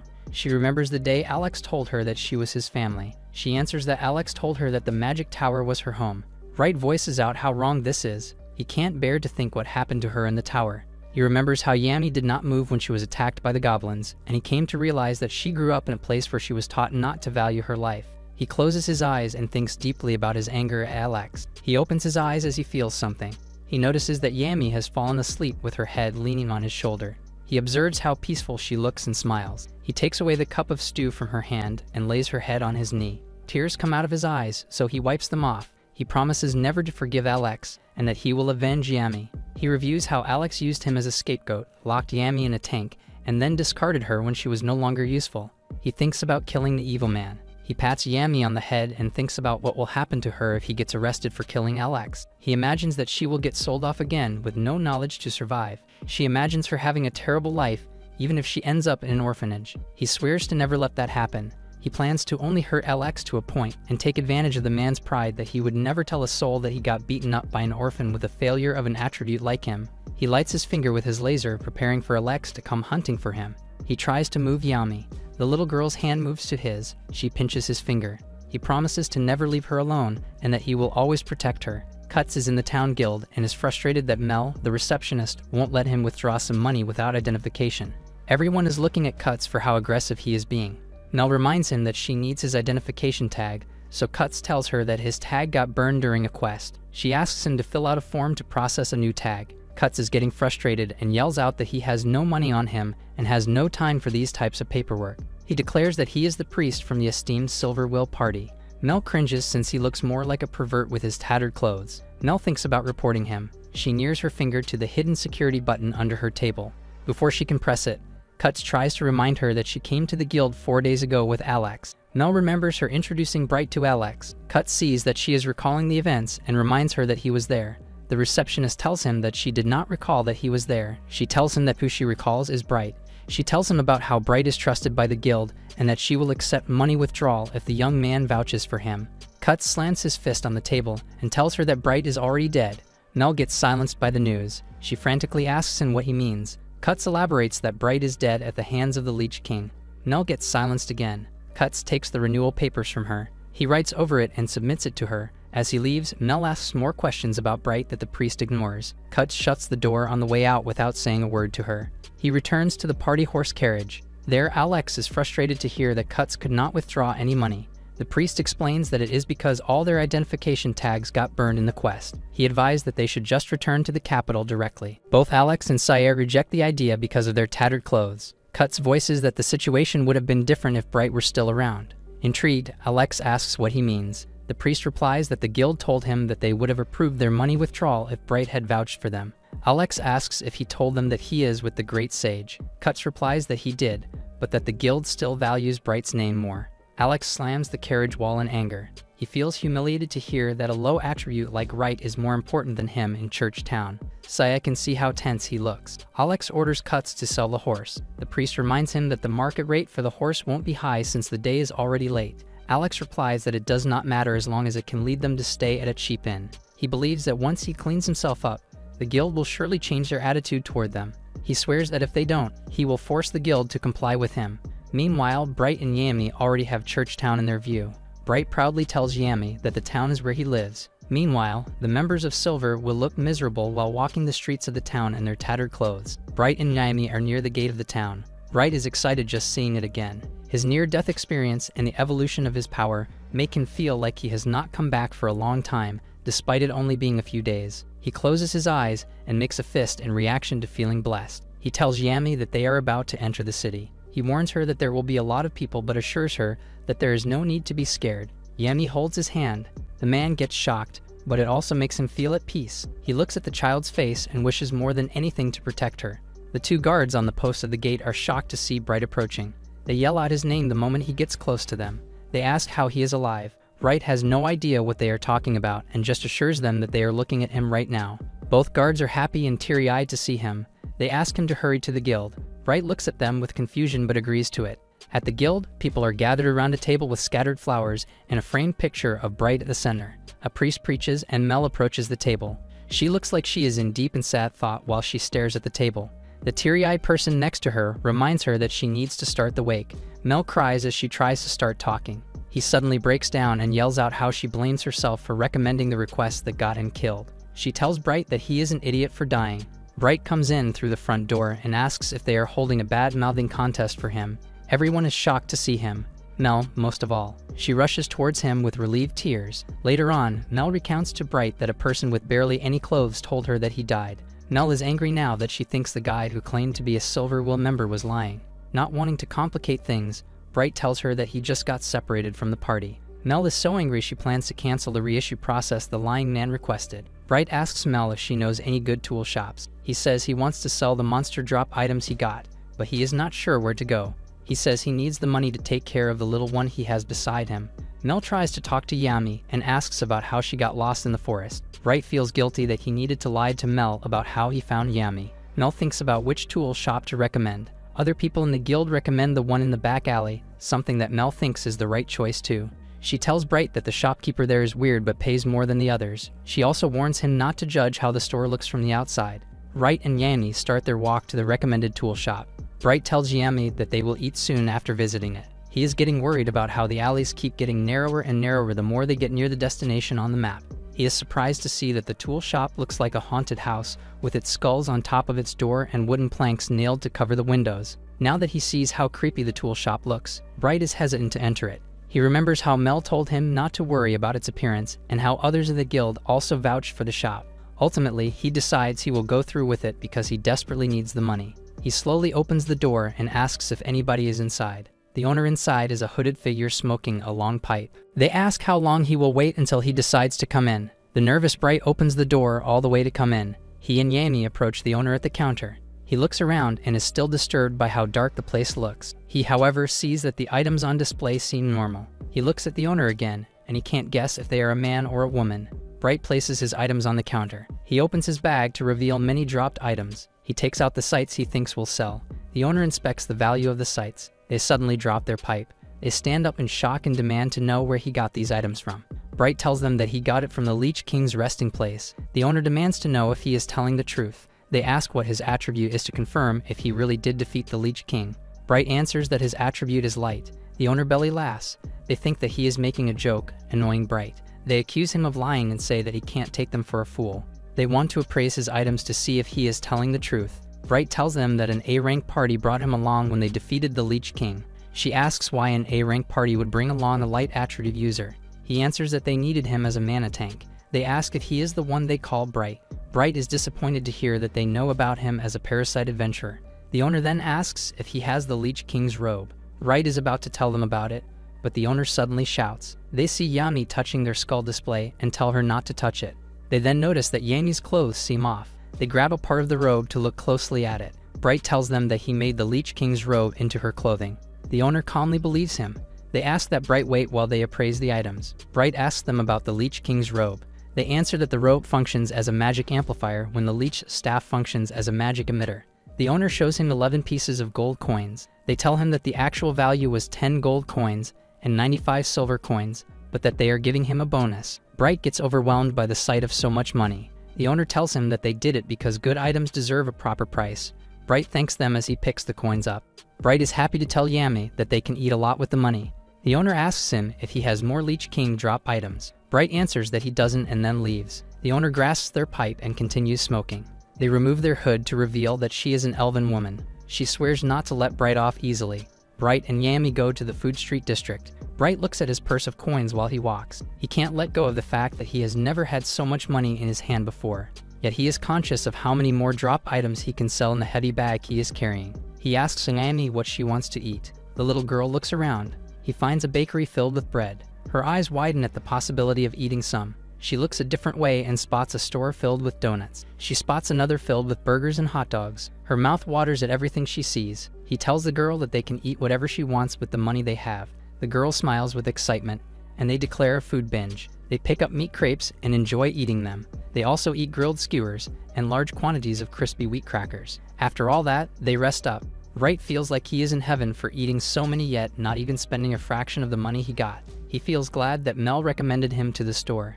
He remembers the store owner asking him if he had more Lich King drop items. He reviews that he still got the Lich King's core, its grimoire, its ashes, its dagger, and some leftovers from Yami's robe. He sees Yami looking at him. He asks her what is wrong. She points at another bread store. She tells him that it smells good.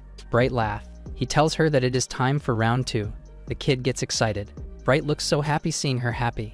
Meanwhile, Alex and the Silver Will are at the guild and are complaining that Mel won't give them the money they need. Mel tells them that they need to fill out a form for it. She continues to say that reissuing their ID will take a week and a fee of 1 gold coin. Alex is trying to contain his anger. He asks that she give him a quest to earn the money. Mel replies that they need an ID tag to accept a quest. Alex shouts out that he is Alex, the great sage and the leader of the Silver Will. Mel says that she has heard his friends claim that they are the Silver Will. Alex assures her that they are who they say they are. Mel asks for proof by asking where Bright is. Alex tells her that he is dead. Mel looks at him angrily. The others on the guild floor snicker at his claim. Alex feels conscious that everyone is laughing at him. Mel reminds him that punishing a false report is a punishable crime. Meanwhile, Bright is already near the guild building and can hear the loud argument even from outside. Alex grabs Mel's hand out of frustration and insists that Bright is dead. Someone touches the mage's shoulder from behind and demands that he let go of Mel. This mystery person asks why he is claiming that he is dead. Alex is shocked to hear the familiar voice talking to him. Saya and Cuts also look like they have seen a ghost. As Alex fears, he sees that Bright is the one who is behind him. Everyone at the guild is happy to see Bright. The Silver Will members, on the other hand, look at him with fear. Alex in particular can't believe he is alive. Bright tells Alex with a sarcastic shriek that he has returned from the grave. Alex slaps his arm away from his shoulder and backs away from him. The mage asks how he survived. He yells out that he left him in the boss room. Cuts stops him from saying more and reminds him that they will be punished if anyone finds out they left him to die. They look and see that Mel and the others have not absorbed what the mage is trying to say. Alex is frustrated that he is forced to stay quiet. Bright asks why he suddenly has gone silent. He says that he will hear out anything they have to say with his partner.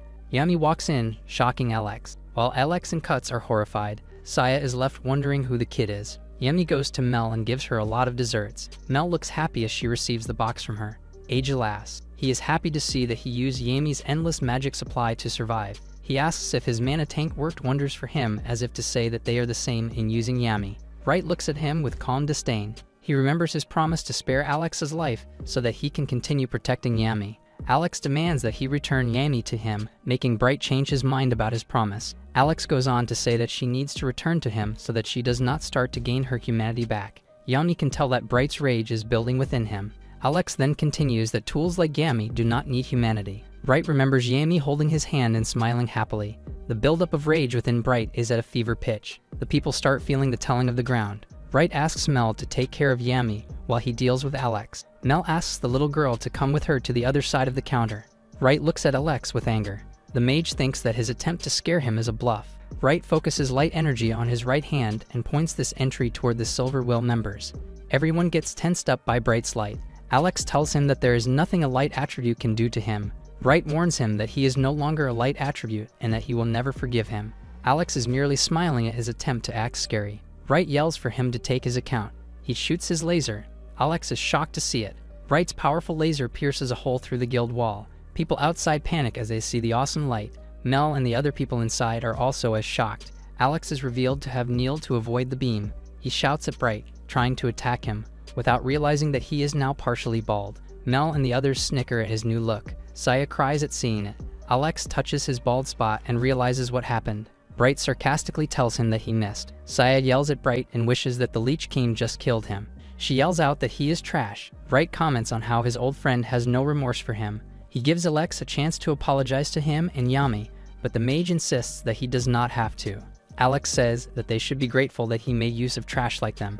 Bright judges that it is hopeless. Cuts butts in to tell Bright that he offered a prayer for his sake. Bright replies that nobody asked him. He collects light energy on his fingers again and points it at the trio of villains. The trio join their powers to create a magic barrier. Alex warns Bright that his magic has no chance of breaking an A-rank party's barrier with a defense of more than 3,000. Bright shoots his beam and shatters the barrier into pieces. The trio races for the light to hit them. They catch fire and they all roll on the floor to put it out. Bright sighs at Alex's claim that their barrier has a defense of over 3,000. He tells them that his laser's power is 100,000. Alex tries to crawl away from him. Bright grabs his head and slams it on the floor. Alex warns him that he won't get away with this. Bright thinks about the mage's habit of trampling and mocking people. He grabs him by the collar and punches him. He turns to Cuts and Saya and tells them that they are next. Mel suddenly splashes a bucket of water on Bright to calm him down. Bright looks at her with a calm temperament. Mel then orders the other guild members to restrain the three and hand them over to the guards. Men grab the members of Silver Will despite their struggle. Bright and Mel watch as the men drag the three out of the building. Bright regrets being unable to beat them down until they admit their crime. Yami approaches him and asks if he is okay. Bright smiles and assures her that it is over. He looks at Yami, and his anger disappears. He tries to hold her hand. Someone grabs his arm before he can. It is Mel, and she tells Bright that he is under arrest too. Men grab the confused Bright from behind. 5 days later, the 2 huge holes Bright made in the guild wall are still there. Bright lays his head on a table out of exhaustion. Yami tells him that he looks tired. In his weak state, he asks Yami if she has put on some weight. The little girl bonks him on the head. She tells him to be careful with his words. Bright remembers attacking Alex and letting his anger get the better of him. He looks at the holes in the wall. He tells the audience that he was reprimanded by the guards. He remembers apologizing to the angry guard for being so careless. He recalls writing so much paperwork and reports about it, to the point that his hand is throbbing. The guards considered what Alex and the others did to him, so he was let go easy. He looks at the holes and how it will cost him 38 gold coins. He thanks his dropped loot that he managed to pay for it, while still having some on him. Mel serves him and Yami their lunch. She sits with them. Bright thanks her for looking after Yami for him. Mel hands him papers that she says he needs to submit. Bright reads that it is a registration form to be Yami's guardian. She says that she searched through the missing people register, only to find nothing about Yami. Bright realizes that he has not told Mel the truth about Yami yet. Mel says she also looked through the slave register, but also found nothing. Bright thinks about how slaves are luxury goods. She realized that Cuts must not have registered the girl as a slave. He finds it troubling that Yami must not officially exist. Mel suggests the orphanage, but Bright objects to it being an option for her. Mel tells him it is okay since Yami likes him a lot. She says that Yami kept looking through the window, searching for him every day. Bright looks at Yami, who looks happy after eating her meal. He offers to give her his plate too. Mel suggests that since he found her during a quest, they should register him as her guardian. Bright thinks of the possibility. Mel asks him what he thinks. He recalls how Yami gave him hope and power at the moment he thought everything was lost. He remembers when the kid slept on his lap and held his hand, and how she was the first person that made him feel like he wanted to protect someone. He asks Yami if she wants to go on an adventure with him. She answers that she loves it too. Bright says it is settled. Later, Mel gives Yami her own identification tag. Having one put sparkles in the kid's eyes, Bright thinks about how her attribute of darkness is even more misunderstood than his light. Bright and Yami hold each other's hands and are excited about the happy adventures they will have. They exit the city hand in hand together. A few months later, at the Magic Tower, inside one of its rooms is a dark lab with a corpse in it. Alex is in the darkness, letting his anger for Bright fester. The Leech King's staff is at his table.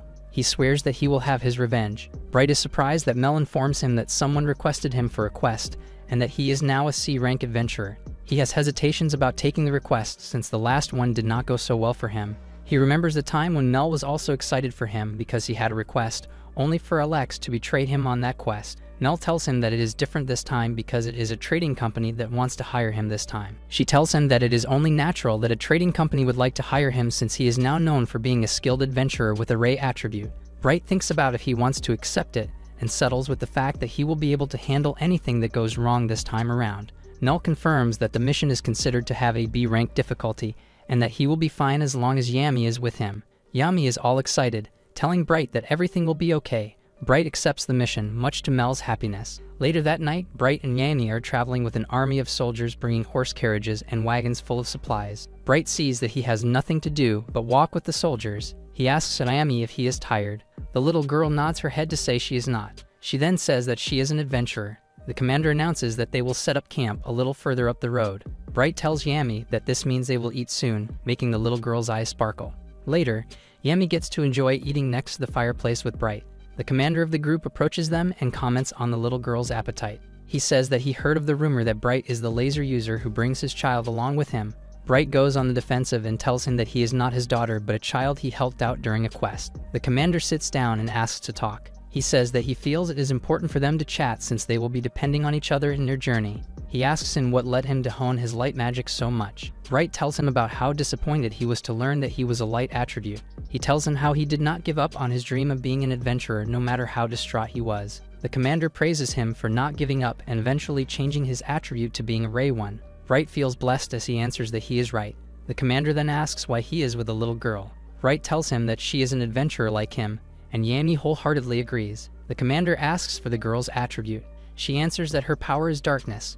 The commander is intrigued. He admits that this is the first time he has ever heard of an adventurer with darkness and light attributes. Bright reminisces about how the world does not value those with attributes like theirs. The commander asks what kind of spell a darkness user can do. Bright says he does not know, so the commander questions why he doesn't if they are a party. Bright answers that Yami has been through a lot, so he does not wish to let Yami do anything she does not want to. The commander says that as long as the rumor that he is a laser user is true, he does not see any problems coming their way. He informs Bright that a lot of his men are having doubts that he is truly a laser user. The commander says good night and asks that they rest well. He informs them that the guards will stay on guard for the night. He tells these guards to stay sharp. Bright is still by the fire and is thinking about how people will always have doubts about him because of his light attribute. A guard touches him on his shoulder while approaching him from behind. This guard tells him that he was there at the guild when he used his laser and just wants him to know that he knows they can rely on him. Bright looks surprised. The guard says goodbye and runs off. Bright becomes at ease and laughs. Later that night, Yami and Bright go to sleep. Meanwhile, the guard who knows Bright is standing on patrol. He hears something by the bushes and gets near it to investigate. Without warning, he is attacked. The dozens of guards on patrol panic as they see that multiple figures in the dark are surrounding them. Upon closer look, they see that they are a herd of ogres. Screams are heard throughout the battlefield. Bright wakes up from all the noise. He looks around and sees that the soldiers are battling ogres. He frantically tries to wake up Yami, but the girl would not be awakened. Bright sees that he must have been tired from all the walking. He picks up Yami and takes her to the bushes. He begs for the sleeping little girl to not move from her spot. Then he runs off to join the fight. He stops as he sees a head on the ground. He realizes it is the same guard who trusts that he would be reliable on the mission. The ogres slice off the camp to put everyone in darkness. The commander realizes that it was the plan all along. Bright runs on top of a rocky hill and remembers how the guard who died expected big things from him. He grinds his teeth as he feels guilty and did not end up protecting him. He unleashes an orb of light while promising to avenge the person's death. He warns everyone to close their eyes. He unleashes the orb of light into the sky. Once in the sky, it explodes into a bigger source of light. Ogres and soldiers alike can't look at it directly. Everyone is amazed at how he has turned night into day. Bright then shoots lasers at every ogre near him. The guards realize that the rumors of his power have been true all along. Ogres jump towards Bright. They soon fell from his laser attack. His aggressive attacks on the ogres encourage the soldiers to be more aggressive in charging the enemies. Soldiers and ogres fight throughout large areas of the battlefield. Bright points his laser-charged finger in one direction. He sees one ogre but can't shoot it because a soldier is battling it. He fears that if he fires, soldiers will be hit too. He turns off the energy. Seeing that he can't shoot from high up, he jumps down to the ground. He bends over to aim from below. He shoots up to the ogre's face. The laser is so powerful that it reaches the sky after obliterating ogre faces. He is frustrated that he is wasting energy while crawling on the ground, but knows this is the only way he can aim without hitting his fellow companions. He realizes the disadvantage of his inability to weaken his laser below 100,000 power. An ogre sees him, but he shoots it. He complains about how his laser is too strong and is unable to find an answer to what he should do about it. The battle between the soldiers and ogres goes on. Bright looks at his hand. He feels useless in the middle of a messy battlefield where he can't aim freely. The commander approaches him and asks if he is hurt. He answers that he is okay and that he will be alert. The commander says he is suspicious of how ogres thought of destroying their light sources when they are not usually known to be intelligent creatures. They seem to be an organized unit to him. He fears that a named one is nearby commanding the ogres. Bright protests the possibility since named ones do not appear in B-ranked missions. They suddenly hear a boom. A creature appears and roars loudly. They see it is an ogre over 5 meters tall. The commander recognizes him as the one known as the Valley Keeper. He questions why he has shown up in a B-ranked quest. Bright aims his laser and fires at its head. The keeper dodges by crouching. The monster then moves on all fours, making it impossible to hit him without hitting the soldiers. He wonders if the keeper's aim is to go after him so it can get rid of his laser quickly. Bright informs the commander that he will take down the keeper. The commander wants him to take some of his soldiers with him, but Bright says he needs to fight it alone because he can't fight properly while worrying about others who might get hit by his laser. He runs off alone from everyone. The keeper follows him. Bright is glad to see that he manages to distance the creature from the camp. He sees that he has gone far enough and turns to face the creature. Tree trunks suddenly get thrown at him like they are meteors. He manages to avoid every last one as they end. He marvels at the keeper's throwing strength. He readies light from his fingers. The keeper gets ready for it by grabbing as many tree trunks as he can. He then throws it all towards Bright. There are so many trees in his way that he can't see the ogre. He aims at where he expects the ogre to be. He shoots, destroying many of the trees. He sees that the ogre was not behind them. The keeper appears a meter behind Bright. He fires at it. The ogre dodges. He fires multiple lasers, but it dodges them all. He realizes that the ogre is trying to stay away from the fixed trajectory of the laser. He sees that the ogre is smart enough to figure out his laser's weakness. Bright sees that the keeper will keep on dodging and backing away from him until he reaches his limit. He respects the creature's battle instincts. He remembers the bad feeling he got when he received the request, and how it turned out he was right to feel it. He senses that he is in the presence of an AA rank monster. He is feeling conscious that the light he brought to the battlefield will disappear soon and leave the soldiers defenseless in the dark. He fears the most that his magic is about to reach its limit. The keeper keeps smiling, as if confident at its victory. He feels like he has no choice but to continue on. Bright smiles as he swears to show his enemy a laser attack it has not seen before. Bright worries that he has never used the technique he is about to unleash in battle before. He lights up his fingers while the keeper reaches for his axe. Bright is also worried that all the magic he unleashes in battle has already exhausted him. He believes that using his secret technique will absolutely deplete him. The keeper rushes towards him, and Bright sees as its axe drops on him. He manages to dodge the attack. The ogre swings again, and he manages to duck before it hits him. Over and over, the ogre swings his axe, only for Bright to barely dodge every time. He sees a boulder behind him and hatches an idea. He runs towards it and jumps to the other side, hiding himself from the monster's sight. The keeper smiles, confident that he is a sitting duck. It readies its axe to fall on him. It breaks the boulder in two. Bright comes out from the bushes from the right side of the keeper. He tells the creature that he counted on how proud he was of its strength to hit the rock no matter what. He fires his laser. The keeper makes a big smile, then dodges the beam. He suddenly realizes that there is a second beam heading in the direction he dodged. Bright declares that victory is his. The second beam hits the ogre and pierces through its body until it passes through it. Bright tells the monster that it did not see coming that he can shoot with two hands. The detached heavy head of the keeper lands on the ground. Bright goes to his knees. He tries to catch his breath. He shouts to the heavens that he is glad his plan worked out. He remembers how he had the idea of also fire from his left hand before they went on the quest. He practiced with his left hand, but he had a hard time controlling his magic with two hands to work before. Once he managed to fire with his left hand, his aim was still off by 50%. He once tried to hit a rock, but hit the tree beside it instead. Now he feels relieved that he practiced shooting before he tried it in battle. He thinks about how he would have used it earlier if he knew from the start that a named one like the keeper would appear. He hears the soldiers shouting. He sees from the distance that they are celebrating victory. He looks at the sky and sees that the light of the morning has started. The commander sees him and asks if he is okay. Bright shows him that he dragged along the giant head of the keeper. The commander permits him to put it on the wagon. The soldiers think that the ogres vanished because Bright defeated the keeper. The commander thanks him on behalf of his squad. He calls him the Warrior of Light. The commander puts the soldiers to work in gathering the supplies that got scattered while in the chaos. Bright says he needs to go check up on Yami. He runs towards the bushes he left her at. He sees the spot with the rock he knows he put her in. He goes closer, but he sees that only the blanket remains. He is horrified to see that she is gone. Bright touches the blanket and feels that it is cold. He remembers asking Yami to stay in one spot. He gets into an internal panic, not knowing what to do. He yells at the soldiers, asking if they have seen a little girl. They were too busy battling the ogres to notice anyone. Bright is left speechless. The commander asks him what's wrong. He tells Bright that he did not see Yami while he was too busy gathering the name tags of the dead. Bright then suddenly runs off in a hurry. He starts screaming Yami's name. The commander orders his men to continue getting ready for departure and tells them that he will go after Bright. Meanwhile, Yami is still running around. He blames himself for bringing her along to the quest. He remembers leaving Yami in the lodge a few times while he was going out on a quest. Every time he went home to her, he saw the little girl unmoving and curled up. He saw how sad her eyes looked. It reminded him of when he was a child and had the same look of sadness. Bright hears the commander calling his name.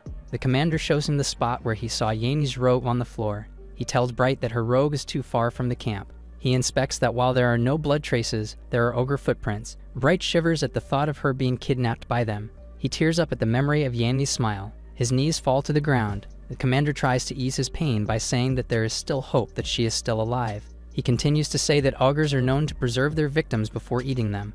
Bright declares that he will go to the ogre's den. The commander warns him that they need to depart soon or else he will break the contract. Bright gives him a bag of money. He asks the commander to take it and return it to the trading company. Bright then runs off, despite the commander's protest. He yells out that Yami is his partner.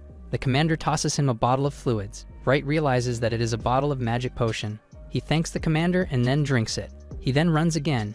He promises Yami that he will come after her. He thinks about the darkness under the little girl's eyes. He remembers seeing the same every time he looks in the mirror. He knows it is the look of a person who was told by the world he has no reason to be alive. He realizes now that Yami is the only one who knows the pain he went through. He swears that he will save Yami no matter what, that if he didn't, he had no reason to keep on living. Bright looks around. He smells an overwhelming stench. He recognizes it as the scent of death. Nearby, he spotted human bones and flesh. He notices that they are all adults and finds a hint of relief that Yami is not one of them. He grinds his teeth at how the ogres treated these people. He makes a short prayer to bless the dead and to apologize for not being able to bury them. He promises that he will destroy all ogres for them. He sees a trail of fluids for him to follow. He runs while shouting out that he is on his way to the ogre den. There is a cave. Near it are creepy birds feasting on bones and flesh. Bright is nearby and says he followed the scent of death. He wonders if the cave is the ogre's den. He sees an ogre with a huge bag over its shoulder come out of the cave. It drops the bag's contents of bones and body parts like they're trash. The ogre then enters again. Bright sneaks towards the pile of bones. He sees that one of its contents is an arm of a soldier. It disgusts him that this means they are eating the humans that they have been kidnapping. He fears that they might have already gotten to Yami. He closes his eyes and tries not to think about it. He tells himself that she is still alive and that he is going to save her. He nears the cave entrance. He sees a hint of light deep inside. He enters the cave and moves slowly to avoid making a noise. He reminds himself that just one bottle of magic potion is not enough to restore all of his magic power. He reaches an area filled with ogres. He also sees a man screaming for someone to save him. The ogres slice him up. Bright closes his eyes to avoid brutality. He searches for the others who are alive and sees that there are dozens of them near the ogres. He thinks of a way to go through the ogres and get to them. He concentrates and casts light magic on himself. It turns him almost invisible. He explains that it is a skill that distorts the light around him to allow him to blend with the environment. He moves carefully as he walks past the ogres. He moves by the walls to avoid them. He can see that he is about to reach the room of human captives. One ogre looks in his direction, making him nervous. The ogre looks confused as if trying to sense what is off with the wall he is looking at. Bright worries that it has caught on to his scent. The ogre is getting nearer and nearer to him. Another ogre calls the one near him to give it food. The ogre near Bright gets so distracted by how tasty the food looks that it returns to its post. Brights feel relieved. Meanwhile, the tied-up captives worry which one of them is going to get eaten first. They have lost hope since no one is coming to help them. They then hear an unseeable someone tell them that he has come to help them. They try to search for the origin of the voice but see no one. Bright deactivates his stealth ability to show himself. They recognize him as the light magic user. Bright asks them if they are the only ones taken and if they also saw a white-haired little girl. They tell him that they did not see a little girl when they got captured. They inform him that there is another cave nearby, that he needs to go right where there might be other prisoners. Bright feels hope from this news. He leaves them with a knife to cut themselves from their ropes while he goes off to the next cave. Bright sees the cave nearby. He worries since he can no longer use his stealth light. He runs as quickly as he can, hoping that the ogres will not see him while they are eating. He reaches the other cave without the ogres noticing him. He is disappointed to see that there is nothing but darkness. He then realizes that an ogre manages to sneak up on him. The ogre attacks Bright with its axe. He knows its weapon will touch him before he is able to use his laser. He remembers the first time he met Yami and all the other times they spent time together. He apologizes for being unable to save her.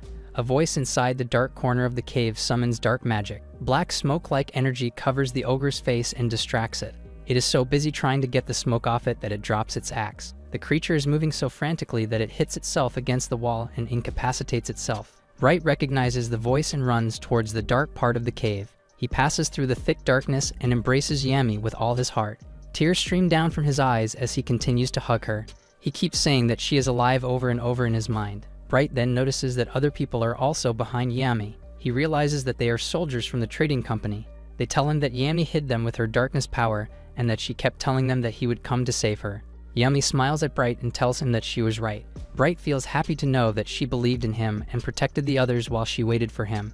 The people also report that Yai managed to escape her ropes and release them from theirs. Bright thinks of a plan to escape with so many people. He has an epiphany. He asks Yami what other abilities he can use. Later, Bright asks Yami to climb on his back. The little girl jumps and gets carried. Bright then tells the others about the plan to run. They all nod in approval. Bright exits the darkness with Yam. The ogres see them. He yells at the ogres and tells them to go after him. While the ogres are distracted by them, the others run towards the exit. Yami casts a spell that blinds the other survivors with black smoke over their eyes. Yami then summons light from his hands. He scatters it like a flashbang, filling the area with intensely bright light. The retinas of the ogres get burned. The light is so intense that the other humans can see through the darkness over their eyes. Bright yells at everyone to run.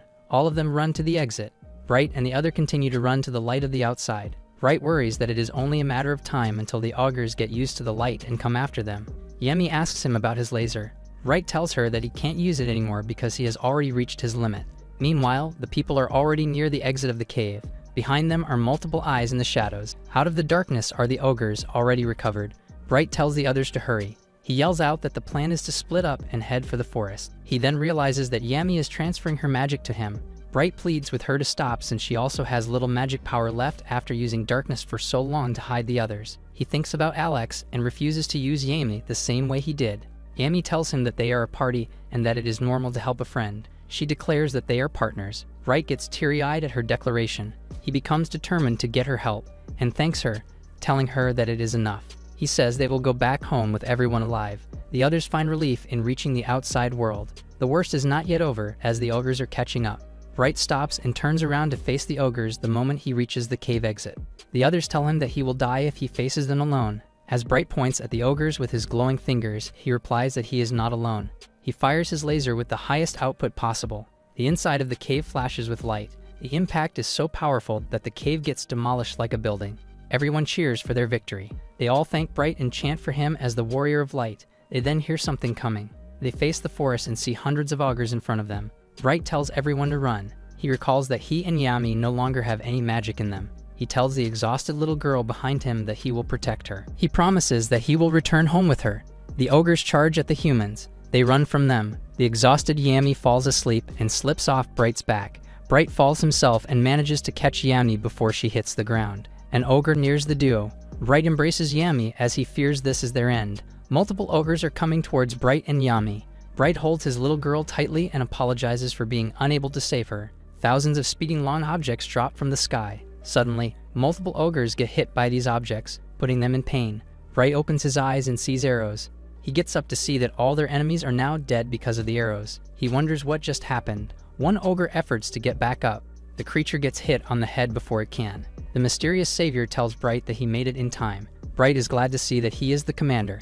The men behind him are all holding crossbows. Bright wonders how the people in the trading company reacted to them going back for them. The commander said he spoke to the man in charge and convinced them that it would be safer for them to wipe out the ogres in the valley. He also said that he came back for his missing soldiers. He pats Bright on his head and tells him that he was eager to return the favor. He calls him the warrior of light.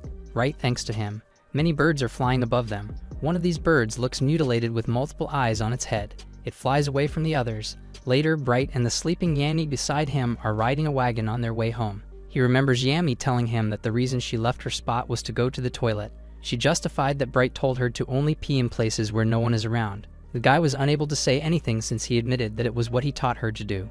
He now plans to give her more specific instructions next time. He holds a bag of money in his hand, and he feels lucky that not only was he not fined for breaking the contract, but that he was also rewarded with more money for rescuing the prisoners. He remembers telling the commander that he plans to return to Church Town by riding the wagon. The commander questioned why he was in such a hurry when he was carrying around the head of the Valley Keeper and other drop items from the ogres he defeated. Bright told him that he needed to return to the city so he could sell them. The commander thought about it and told him to wait. With the commander's influence, Bright managed to sell the items to the trading company instead. After selling the items, the soldiers waved Bright goodbye. It makes Bright think that taking quests is a blessing from time to time. He looks at Yami's sleeping face as she rests on his shoulder. He smiles and says that the quests are only good as long as she does not get kidnapped. Elsewhere, there is the Royal Capital Magic Tower. Inside the lab, Alex hooked the multi-eyed bird on wires. It projects everything it saw in Bright's quest into moving images for him to see. He is impressed by Bright's ray magic and is happy to see that it has a weakness. He admits that he never knew that light magic would become this strong. The images show Yami. Alex is happy to see that she is still alive. He remembers how the other children he used as magic tanks died within a year. The surprise that she is still fine intrigues him. He plans to get her back as his perfect test subject. He also reminds himself to get rid of others. He looks at a group of malnourished and weakened children. He anticipates that the mass production of magic tanks will be completed soon. He remembers Bright beating him up, and he swears revenge for it. A servant enters the lab and informs his lord Alex that the research report has come. Alex tells him that he will come for it soon. He goes to the research lab where the Leech King's staff is being displayed in a glass tube filled with magic energy. He nears the staff to look at it closely. He He says that there is something he needs to take from Bright to use it, and that he will retrieve it even if it means Bright's death. Bright returns to Church Town and heads to the guild. He places the head of the Valley Keeper in front of Mel. Mel gets frightened, so she asks Bright what he is doing. He informs her that it is the head of the Valley Keeper and complains about how a monster this dangerous appeared in a B rank mission. Mel is shocked. She tells him that the Valley Keeper has already been reported to be subjugated before he goes on his quest. This confuses the man. Mel shows him the bulletin board, where it shows a wanted poster of the Valley Keeper already labeled to be cleared. She informs him that it was killed in a town near the capital, and that he can no longer give him the reward money attached to the creature.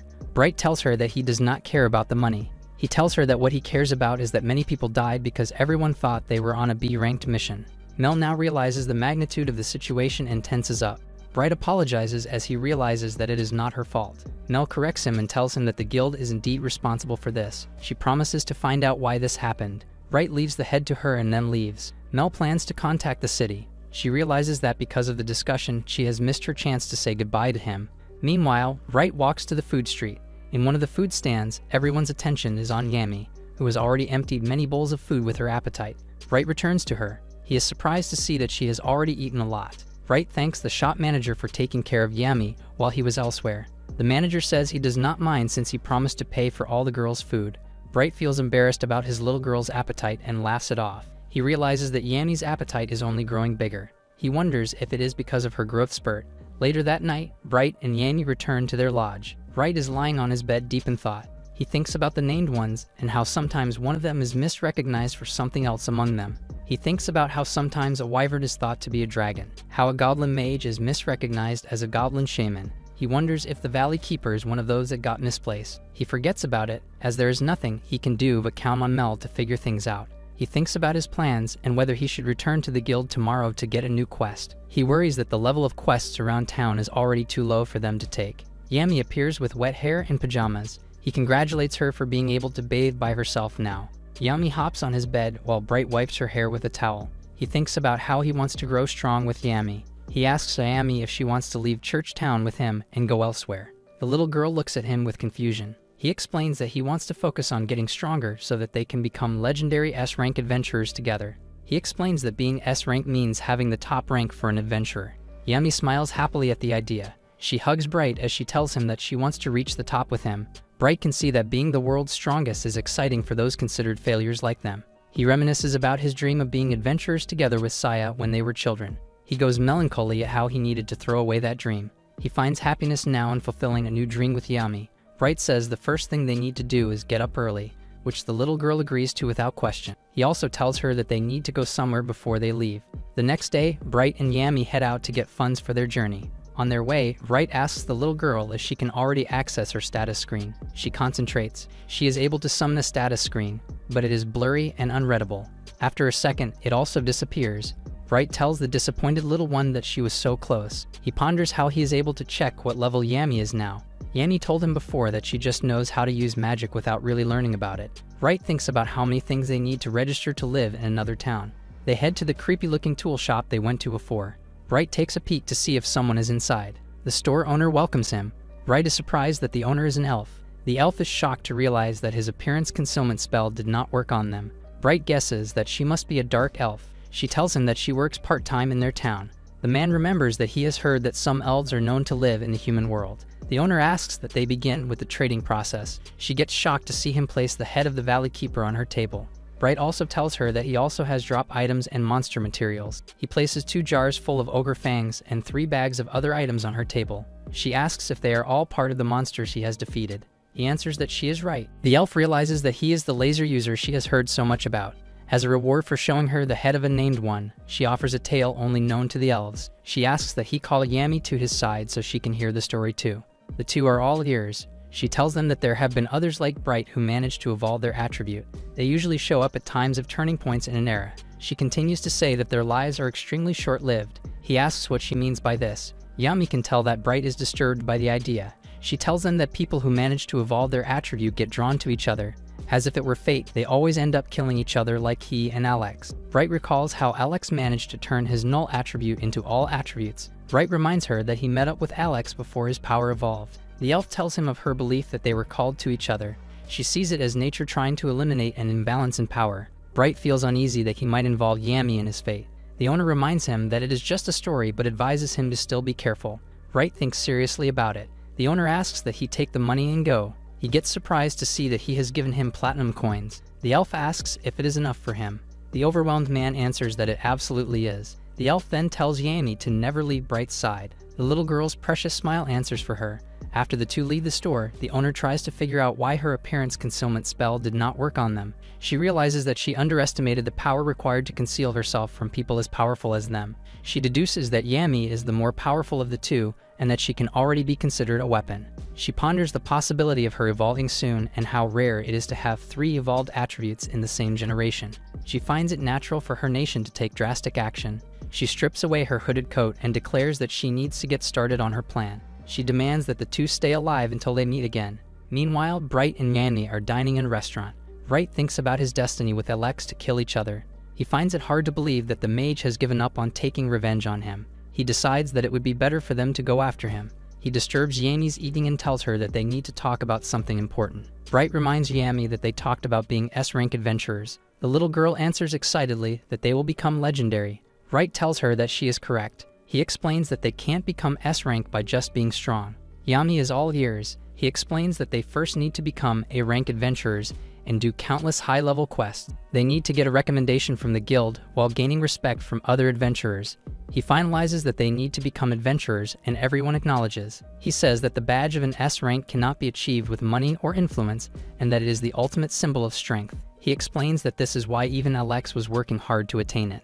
The plan is to get achievements quickly by going to a big city. He asks her if she wants to go to the royal capital. Yami asks what that is. It reminds Bright that she knew nothing of her time there but the inside of the magic tower. He tells her that capital is the largest city in the kingdom, where someone can get an A rank and the best quests around. The excited child asks if the food is also the best there. He answers that the important part she needs to know is that it is also the place where Alex is. He warns her that he will surely target them soon enough and that his plan is to get to him first. His hands shake as he tells her this. He tells her that she does not need to go to the capital if she does not want to. Yami declares that she is going and that they will always be together. Bright's eyes are filled with worry. The girl insists that they must go as a party. She proudly says that they are partners. Bright remembers her also saying they were partners in the ogre's den. He remembers how determined she looked back then. It confirms to him that the little girl chose him as her true adventure partner. He feels guilty that he needed a reminder that they are a duo. Yami then nears her face to Bright's. She offers him her food while insisting that she will go with him. Bright stares at the food, making Yami conscious. He takes it and thanks her. They celebrate by declaring that they will eat a lot before preparing to move. Father and daughter enjoy their meal. Bright swears that he will protect Yami no matter what. The next morning, Bright and Yami sent a notification to the guild that they were moving to another city. The guild gave them the if and proof of achievements they can give to the capital. After that, they prepared the wagon and packed their things. Bright wonders why he did not see Mel in the guild. He recalls that a man was in her post when he was in the guild and that he could not ask why Mel was not there because the line was long. He regrets that he won't be able to see her before they leave. He promises to write her a letter once he gets to the capital. He carries their bags. Then he tells Yami that they need to go. The duo rode a swaying wagon for a day and a half. The driver tells Bright that they are almost at the capital. Bright opens the window and marvels at how beautiful and large the city looks. He gets overwhelmed by how large everything is the moment he stands at the city's huge entrance gate. As the gate opens, Bright tells himself he should not be intimidated. He swears that this will be a great start for them. The moment the gate opens, 2 spear blades are held directly at his neck. The guards are tense around him, but he does not know why. Stopping Bright and Yami, the guards point their spears and ask if they're adventurers. Turning pale from the blades, he says he'll show them their IDs if they just lower their weapons. Pulling away, they realize that the pair must be new there and direct them to the right entrance, where they'll go through an inspection process. Although it's a really long line, they have no choice but to comply. Soon enough, they reach the counter, where their identities as refugee and acting guardian are confirmed. There are no problems with the inspection, so they're instructed to register at the local guild right away. Delighted by the smooth entry, the two headed in, with Yami excited for food. While they agreed to head to the guild first, someone from the line watched silently. The woman at the counter leaves and tells the next person to take her place. She holds a document with Bright and Yami's faces and says she has to report to Alex right away. Meanwhile, the pair of outsiders are mesmerized by the huge buildings. Walking around, the young man says it's undeniably different from their small town. The amount of people is so much greater, and so is the number of paths one can take. Following the map, they round a corner that should lead to the guild. Fortunately, they arrive at the right place, which feels comfortingly familiar despite being different. Cautiously opening the door, Bright slowly peered in while calling to anyone. However, no one there could even hear him, as the sheer number of people made it too loud. Yami's stomach grumbled in hunger, and she was basically begging for food. As he worried between feeding her and registering, a voice called out, asking if they were new. He quickly turned around to answer. A beautiful lady says their counter is deeper inside the building, and offers to guide them there. Relieved, he expresses his gratitude for the help. Introducing herself as Gerda, she shares that she's responsible for adventure quests and looks forward to working with him. She called to a co-worker, announcing her return from her lunch break. To their surprise, Null was there and was told that there are first-timers who need to register. Bright recognizes her first and freezes as he stares at the friend from his hometown. She exchanges pleasantries first, saying he must be from far away, and stops speaking as Yami points to her, loudly calling the receptionist's name. Finally, she screamed in shock and disbelief, realizing just who the newcomers were. Sitting down to get settled, she says she never expected them to come to the capital. The young man smiles in delight, arguing that he could say the same thing about her. Mel was relocated as a liaison member to strengthen ties between the capital and church town. Positioned in between the two guilds, it's called a relocation, but was more of a promotion. While her workload increased, she's still working as a receptionist on top of everything. While they caught up with each other, Yami got her fill of delicious food. Moving on, Mel brings up the topic of the Valley Keeper. Reminded of the incident, he asks if they were able to figure anything out. She tried to dig deeper in the capital, but things started getting rather vague in the middle. The adventurer who defeated the first was nowhere to be found, along with the guild members involved. As he thought, the entire thing was planned, and he had an idea who was behind it. He asks about Alex, surprised that he's asking about the sage. She says she hasn't heard anything, and cautiously asks if he came to the capital with a dark agenda against his former teammate. She's already come to a conclusion and warns that causing such trouble in the capital would end with him exiled. Laughing it off, he says he came to the capital with the sole purpose of getting stronger. It's just that his whereabouts are currently unknown, so he ended up getting a bit worried. Mel argues that he has bigger things to worry about, especially with Yami now under his wing. Bright gives her a joyful smile, unable to admit that he came to finish Alex off, as she would object vehemently. For now, he lets her fawn over the child he brought, and he silently apologizes for not being able to tell her the truth. Asked if there are any available rooms to rent, she promises to have it set up right away. The two friends share a warm smile, glad to have a familiar face to rely on in the new world. With all that done, they head back to Gerda, who wonders if they're already finished talking. Her peer thanks her for her help, but there's another task at hand. Surprisingly, Bright already wants to take on a quest, but all the new ones have already been taken. The only ones left are the missions nobody wanted to do for a variety of reasons. The adventurer has no problems with this and points to 4 he wants to take on the spot. Adding one last request, he collects the papers and pays the information fee, asking them to mark the locations and list the monster details by tomorrow morning. Mel, who supposedly knows about his strength, still can't help but worry for his safety. However, he's as prepared as he could be, and reminds her of his goal of getting stronger. The two receptionists are silenced, feeling oddly reassured by the confidence in his tone. With this, he calls to Yami and says it's finally time to look for even more food. The small girl nearly drools, excited by the thought of feasting. Meanwhile, in the Magic Tower, Alex has received news of Bright's arrival and asks someone if their preparations are done. To his side, a dark figure assures him that it's finished and to leave things to them. Alex won't allow his sworn enemies to do as they please while they're in the capital. The sinister figure beside him stuttered and begged, asking for something fast. Smiling darkly at the pathetic being, he grants the request, reminding them that he's the only one who could save them. Meanwhile, the sun sets, covering the capital in a deep orange hue. As the city lights started turning on, Mel sighed hard, wondering if her friends were okay. Gerda overhears and asks if she's worrying about the two from Church Town. Having taken 5 quests no one wanted, they set off right away the previous morning. Bright is a B-rank adventurer, but he took a few A-rank quests as well. The reason why nobody accepted them is because their quests even the king's army couldn't do. As they were speaking, a robed figure sped past the crowd. Mel says they should do something if a week passes without the adventurers contacting them. While they even considered sending a search party from the guild, a dirty set of hands pushed the doors open. Their eyes widened in shock as Bright entered the building, looking beaten and exhausted. They rushed to him, looking extremely worried. Seeing him pant and barely standing, they try to aid the young man and ask if he's hurt anywhere. They realize that he's all alone and start to question what happened to Yami. He looks at her with dull eyes and points to the space outside. There, they see the little girl, happily playing and looking at the horse excrements. He says he was foolish to take only 2 courses, for drop items worth 5 separate requests. The receptionist is confused, not knowing what he was talking about.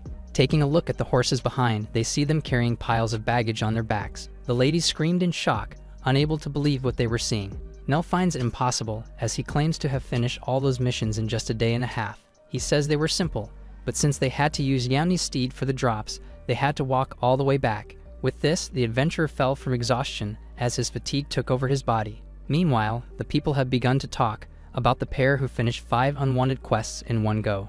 After 2 days of resting, Bright returned to the guild, saying he wanted to take on another set of unwanted missions. This time, he intends to take 3 courses, so it should be no problem, especially with Yami having a ride. The receptionist falls silent, finding it difficult to believe her ears. Moving on, he follows up on Alex and asks if she's learned anything new about him. It seems he got out of prison after paying a huge amount of money and even reclaimed the leech's staff. It's as he thought, and the sage was even back at the tower. Since he's back in the capital, he's free to do anything he wants, and likely knows about them being there. Mel then scolds him again, telling him to protect Yami at all costs. He smiles affirmingly, already intending to do that without being told. What he's doing now was baiting and making his existence appealing enough to make the sage take action. In other words, it's a plot to make them face each other again. The sun shined calmly, but a monster broke the serene silence with a deafening roar. However, it stood no chance and fell in an instant as Bright shot his ray magic at it. A couple of flying beasts came next, nosediving at him from above. This time was not any different, as he quickly took them out with a couple of shots from his finger. The A-rank monsters in his quests are strong, and they usually come in large groups. It's the same case for this mission. However, as long as it isn't a messy battle like before, they aren't much of a problem.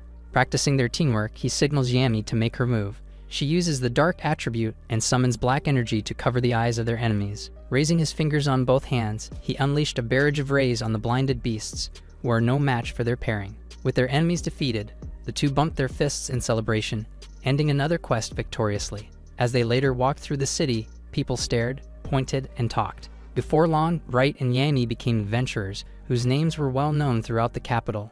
Like always, they entered the guild with a smile, announcing that they finished their quest. However, upon hearing this, Gerda replied with an oddly troubled tone. Confused, he looked around and noticed that the atmosphere in the entire guild was cold. He looked around and turned back to the receptionist, cautiously asking if something happened. As Nell approached, he felt a sliver of hope and questioned her instead. However, her face was the most serious he had ever seen, and she says he just did something unprecedented. Bright turns pale and starts to sweat, not knowing what was happening. While other adventurers gave odd side eyes, Mel directly stared at Bright with an ominous gaze. He's perplexed, not understanding what he did to warrant the reaction. Suddenly, the receptionist smiled and congratulated him for earning the right to apply for the A-rank test. As his mouth opened wide from the unexpected surprise, Gerda and the others also cheered him on, saying it's been a while since anyone has taken the promotional exam. The young man was frozen still, prompting them to ask if he wasn't happy about the news. This isn't the case at all, and he's just surprised that it happened so quickly. He's indeed only been in the capital for a few days, but his quest completion rate was unrivaled. This was an undeniable fact. While others take days to complete a quest, he finishes complicated ones in half a day at most. It's wonderful and flattering to be acknowledged, but Mel adds that the Ray incident in Churchtown was a problem when they considered his permit for the test. Again, Bright has nothing to say. Since he took countless quests nobody wanted, he ended up helping the guild and the kingdom. Pairing that with his good conduct in general, he was deemed worthy of applying. Having something for Yami as well, she crouches and tells the girl to open her hand. She does as told, and is given a D-rank adventurer badge as a reward for all her hard work. The great news continued to pile on, and the wave of congratulations thankfully put a smile on the child's face.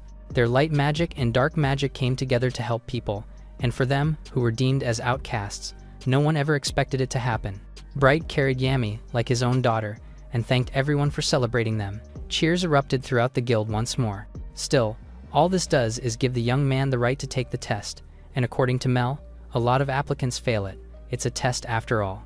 Deep in the night, he looked up at the little girl on the other bed, sleeping so soundly and peacefully. The test was scheduled for a month later, which was unexpectedly far off in the future. There's no way around it, as preparations take time, including finding an A-rank supervisor. With the mention of an A-ranker, he thinks about their numerous perks, which is why the requirements for promotion are so strict. The news that he has the right to rank up will probably spread by tomorrow. In fact, Alex probably knows about it already, and with that in mind, Bright can only wonder what he's going to do this time around. The light mage opens his status, and the familiar golden window pops up. His level was much higher than before, and he should be able to handle the test no matter what. Regardless of what happens, he's determined to protect their future. In the magic tower, Alex screamed angrily upon hearing the news. To him, it was ridiculous for someone like Bright to take the A-rank test. His party members reluctantly confirm it, unable to meet his eyes. It hasn't even been that long since he ranked up to B, but was now up for promotion. There are less than 10 of them in the kingdom, and the trashy teammate was about to join. In short, the two of them were about to stand on the same level. The ridiculous thought makes him cackle out loud. If that happens, then his rank would be comparable to filth. He was planning to capture the boy and find out where the robe was, but things have changed. Cuts and Saya confirm that the preparations are already done, and they're told to get ready to kill their former teammate. A month later, Bright returns to the guild, where Mel proudly announces that the promotion exam is ready. The partners eagerly accepted. Their quest is to kill the cockatrice in the Dark Valley, and Yami is allowed to join him. The two looked at each other warmly. There's no time limit, nor are there equipment restrictions. As they're told that there's one more companion, they feel an ominous presence from behind. Bright instinctively turned upon sensing the ominous vibe.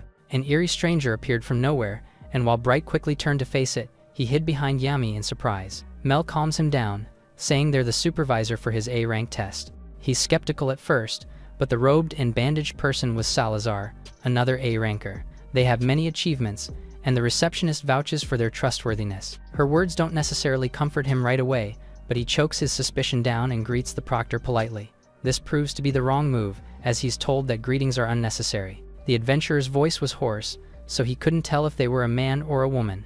Moving on, Bright just has to check the final details of his quest, prepare, then set off. Smiling and thanking Mel again, he checks the map with the others, sharing that he's already prepared the equipment. He suggests using a horse to go to the Rocky Mountains where the target is. It's fairly far, and with Yami joining, he'd rather not run the entire distance. Told to approach the mission as he pleases, Bright is delighted and says he'll prepare a horse for Salazar as well.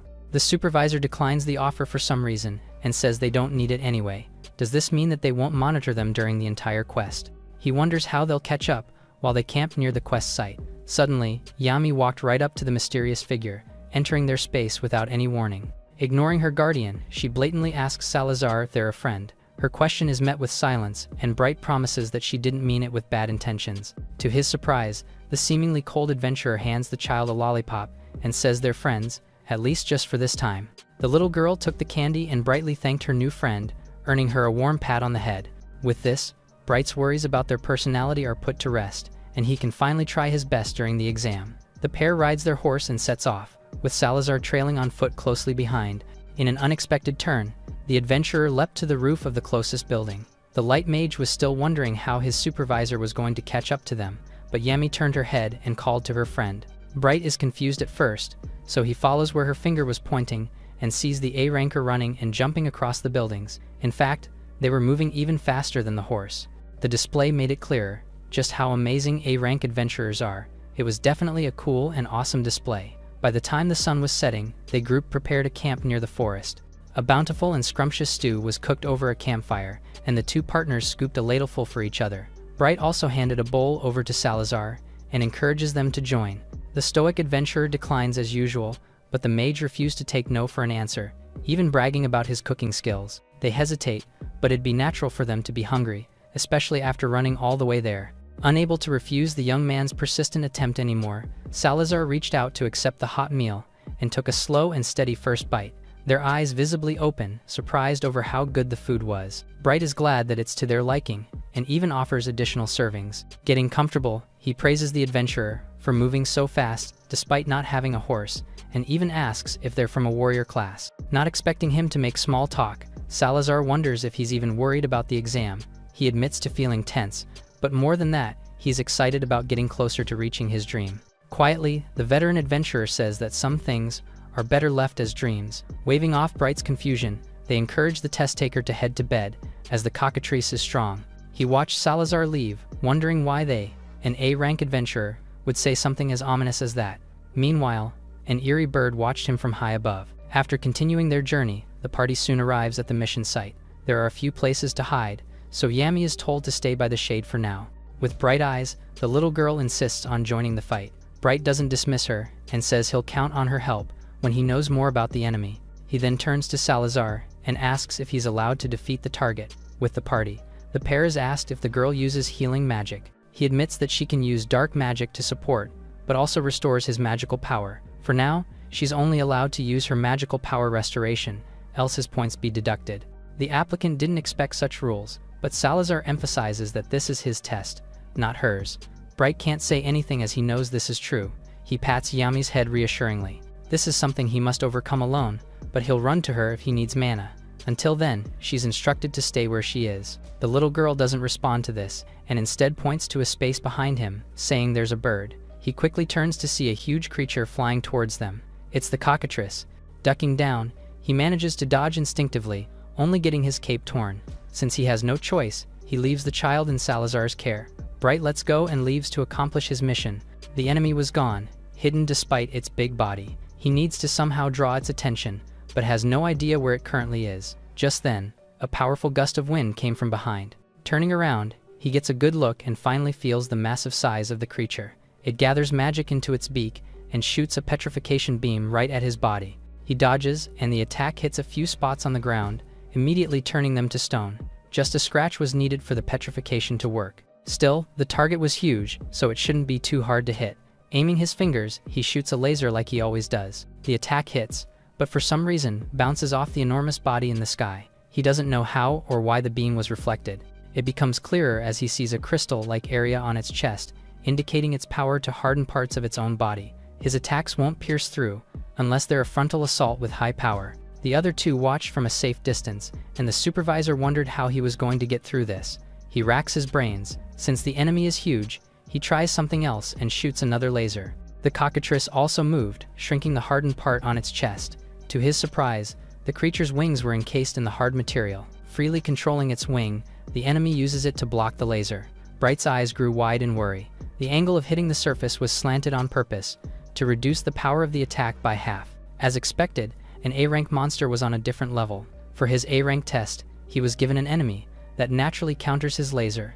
The monster dove down to attack. It probably can't harden its whole body during battle, so Bright goes for its head, while it flies back to the sky. It felt like it was going to hit, but the target quickly moved its head, and with amazing agility, dodged all his lasers perfectly. He can't comprehend how something so huge could move so fast. Things are turning sour and Yami tries to help, but Salazar stops her, saying she needs to stay there for now.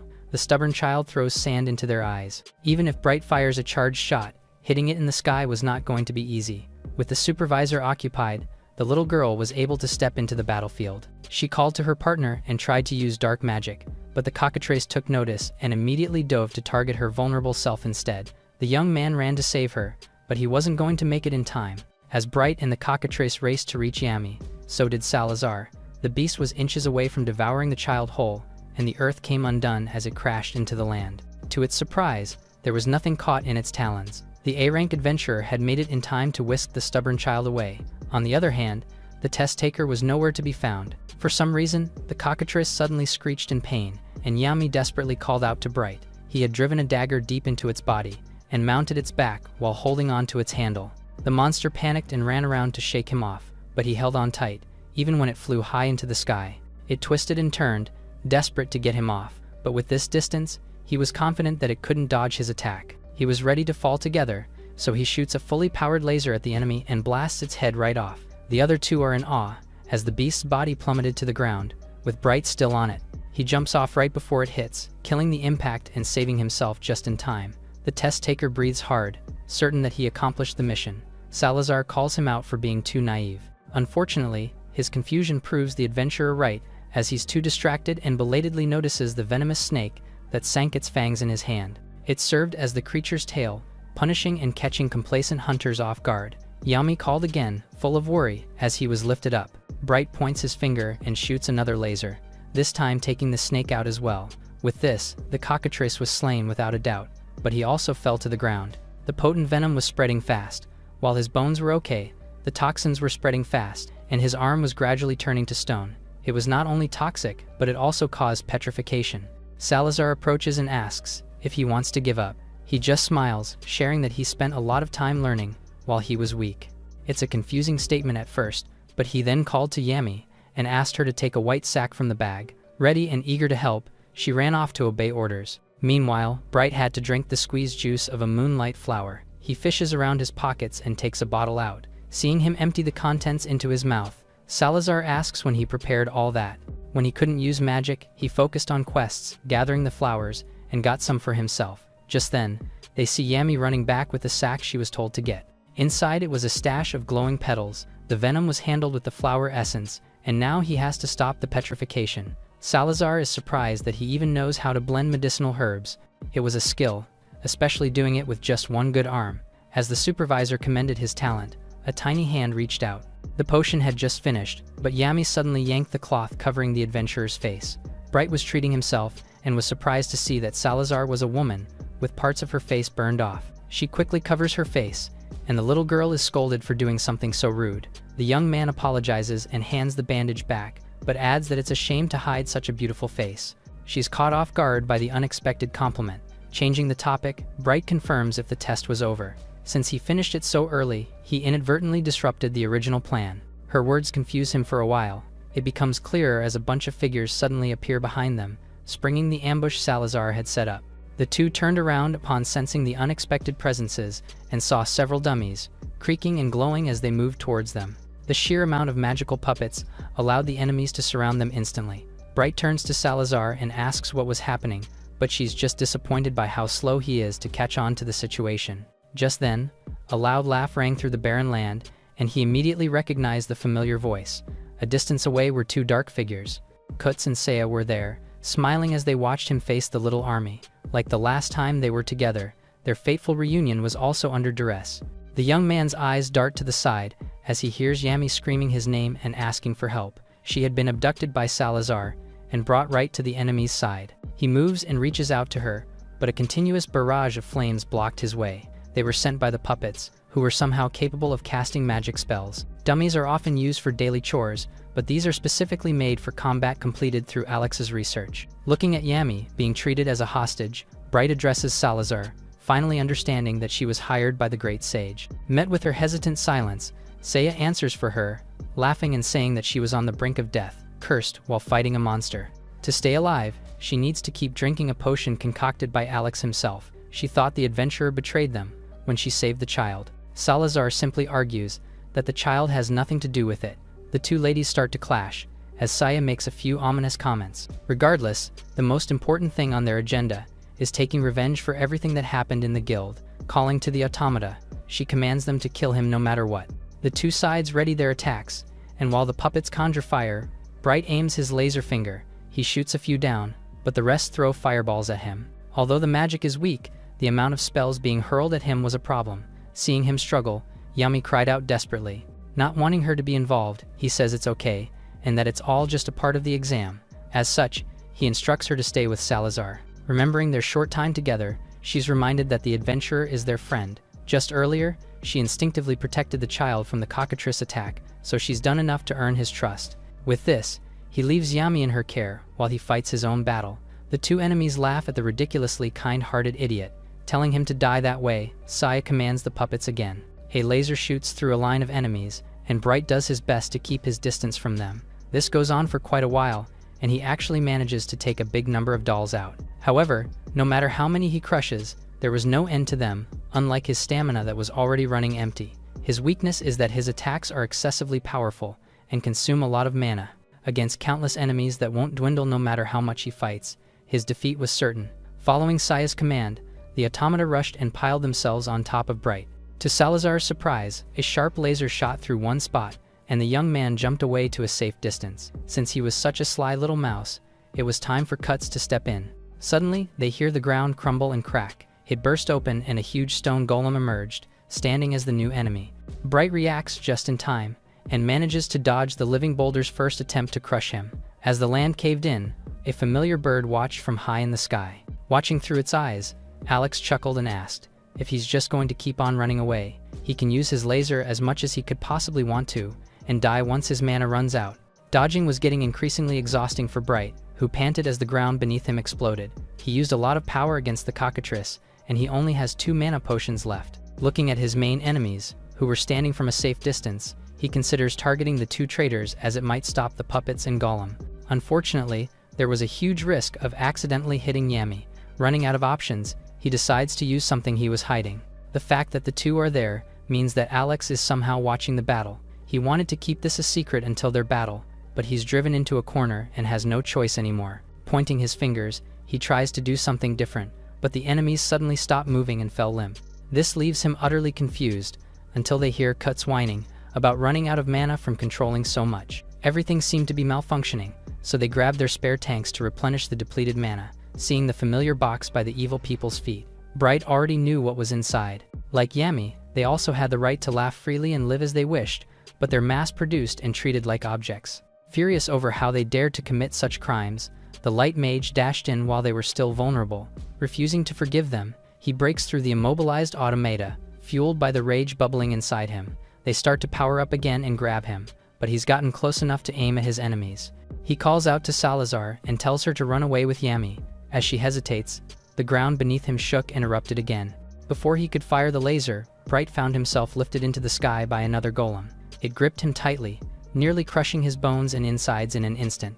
Saya is given her tank, but it came too late and she was forced to exhaust her mana already. Were kids going to die again?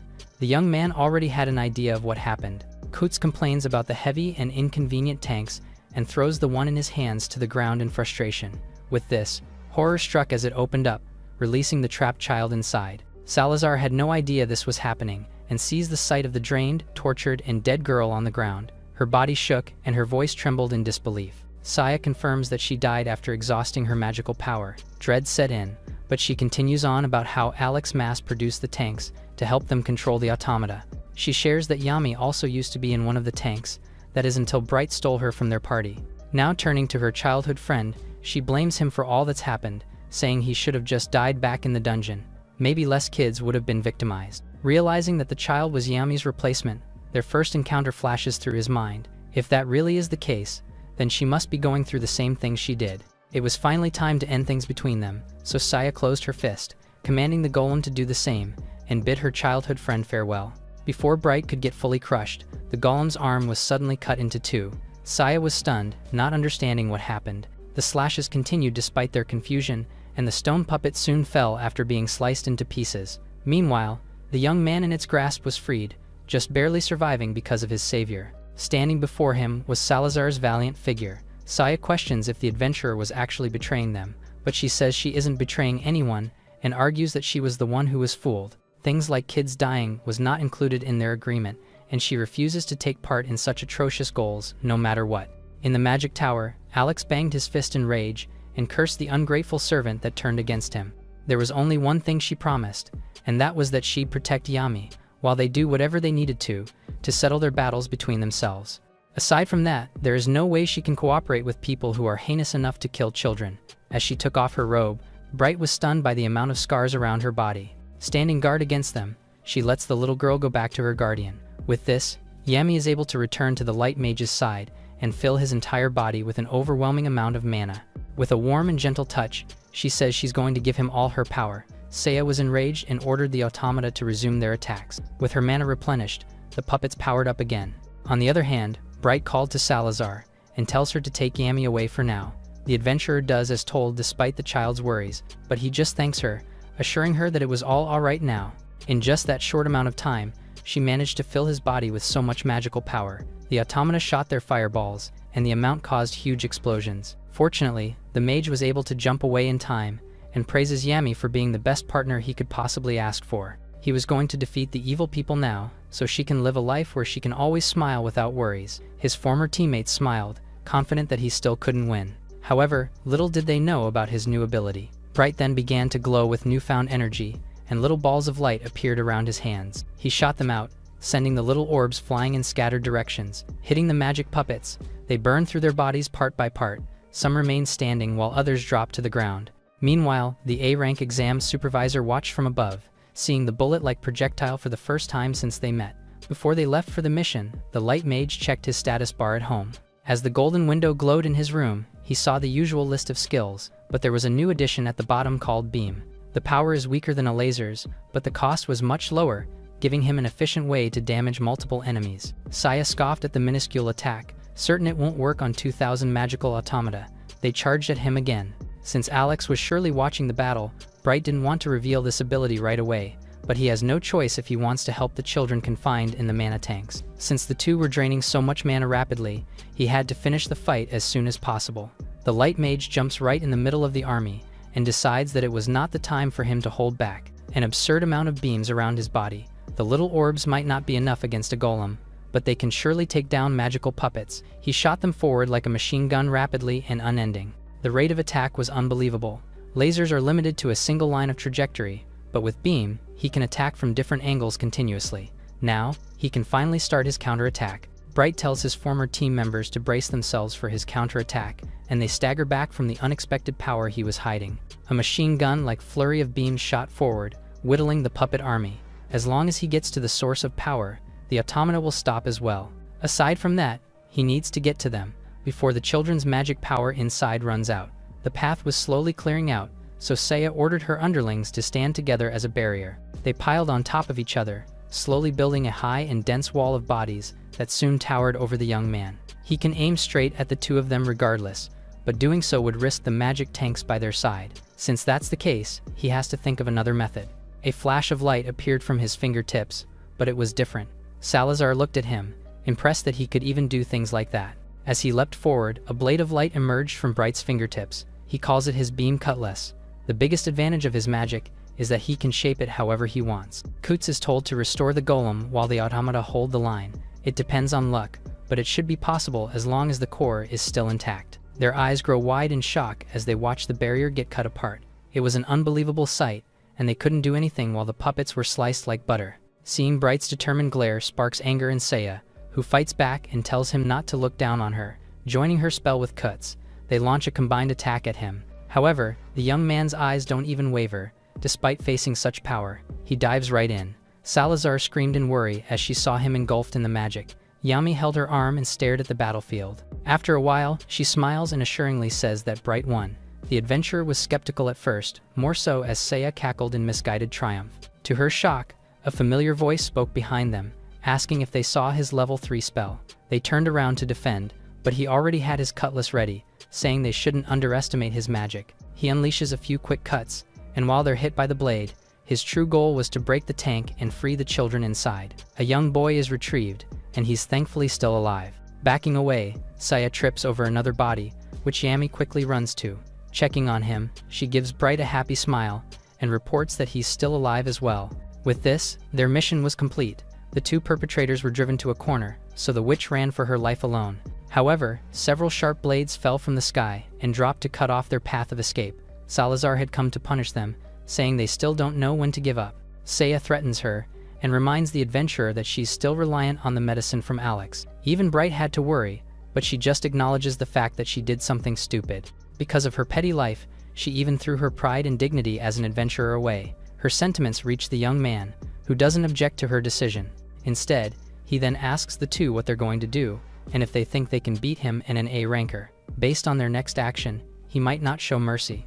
With this, his former teammates fell to their knees in surrender. Meanwhile, the monster bird watched from above, transmitting the feed to Alex. He cursed everyone from the safety of his tower, furious as he knew what it meant for his research. He's put so much time and money into the tanks, but now everything is ruined. Just then, someone knocked on his door, sharing that the head of the family is there. The color on his face changed upon hearing about his older brother's sudden arrival. Kutz and Saya are all tied up and unable to fight. Meanwhile, the children rescued from the tanks are also secured. With this, all that was left was to return to the guild as soon as possible. Bright turns to Salazar and apologizes as the amount of horses they have can't accommodate her. She wonders why this would be a problem, as she got there on foot in the first place. Despite this, he continues to worry, saying her body will deteriorate without Alex's medicine. The young man's concern makes her smile. When she became an A ranker, she was full of hope for the future she was going to have, but all that changed when she received her wounds. People around her started seeing her as a monster, leaving her isolated. Every moment was overwhelmingly painful, and in the end, for a fragment of her own life, she sold herself and aided the trap meant to kill him. For that, she apologizes sincerely. Things started that way, but she helped him and protected Yami through it all. With sparkling eyes, Bright says he's grateful that she was his test evaluator. His forgiving and kind words leave her speechless. The little girl suddenly called her name, pointing and calling her a friend like earlier. With their warmth washing over her, she can't help but give a tearful smile at the two, and even the light maid sheds an emotional tear. That said, she was able to fight with the best party in her final moments, so she has no regrets. Salazar turns away, needing to set off and explain the situation to the guild. With one last expression of gratitude, she leapt away to adhere to her responsibilities. Watching her speed towards the city, Bright quietly returns her sentiments. Meanwhile, darkness was cast over the magic tower. Alex walked through the corridors alone, and eventually reached his personal research room. Inside, the Lich's staff was still submerged and being studied. He reached out to it, his key to omnipotent power. Back in the meeting with his older brother, he was asked if he knew the state of the kingdom.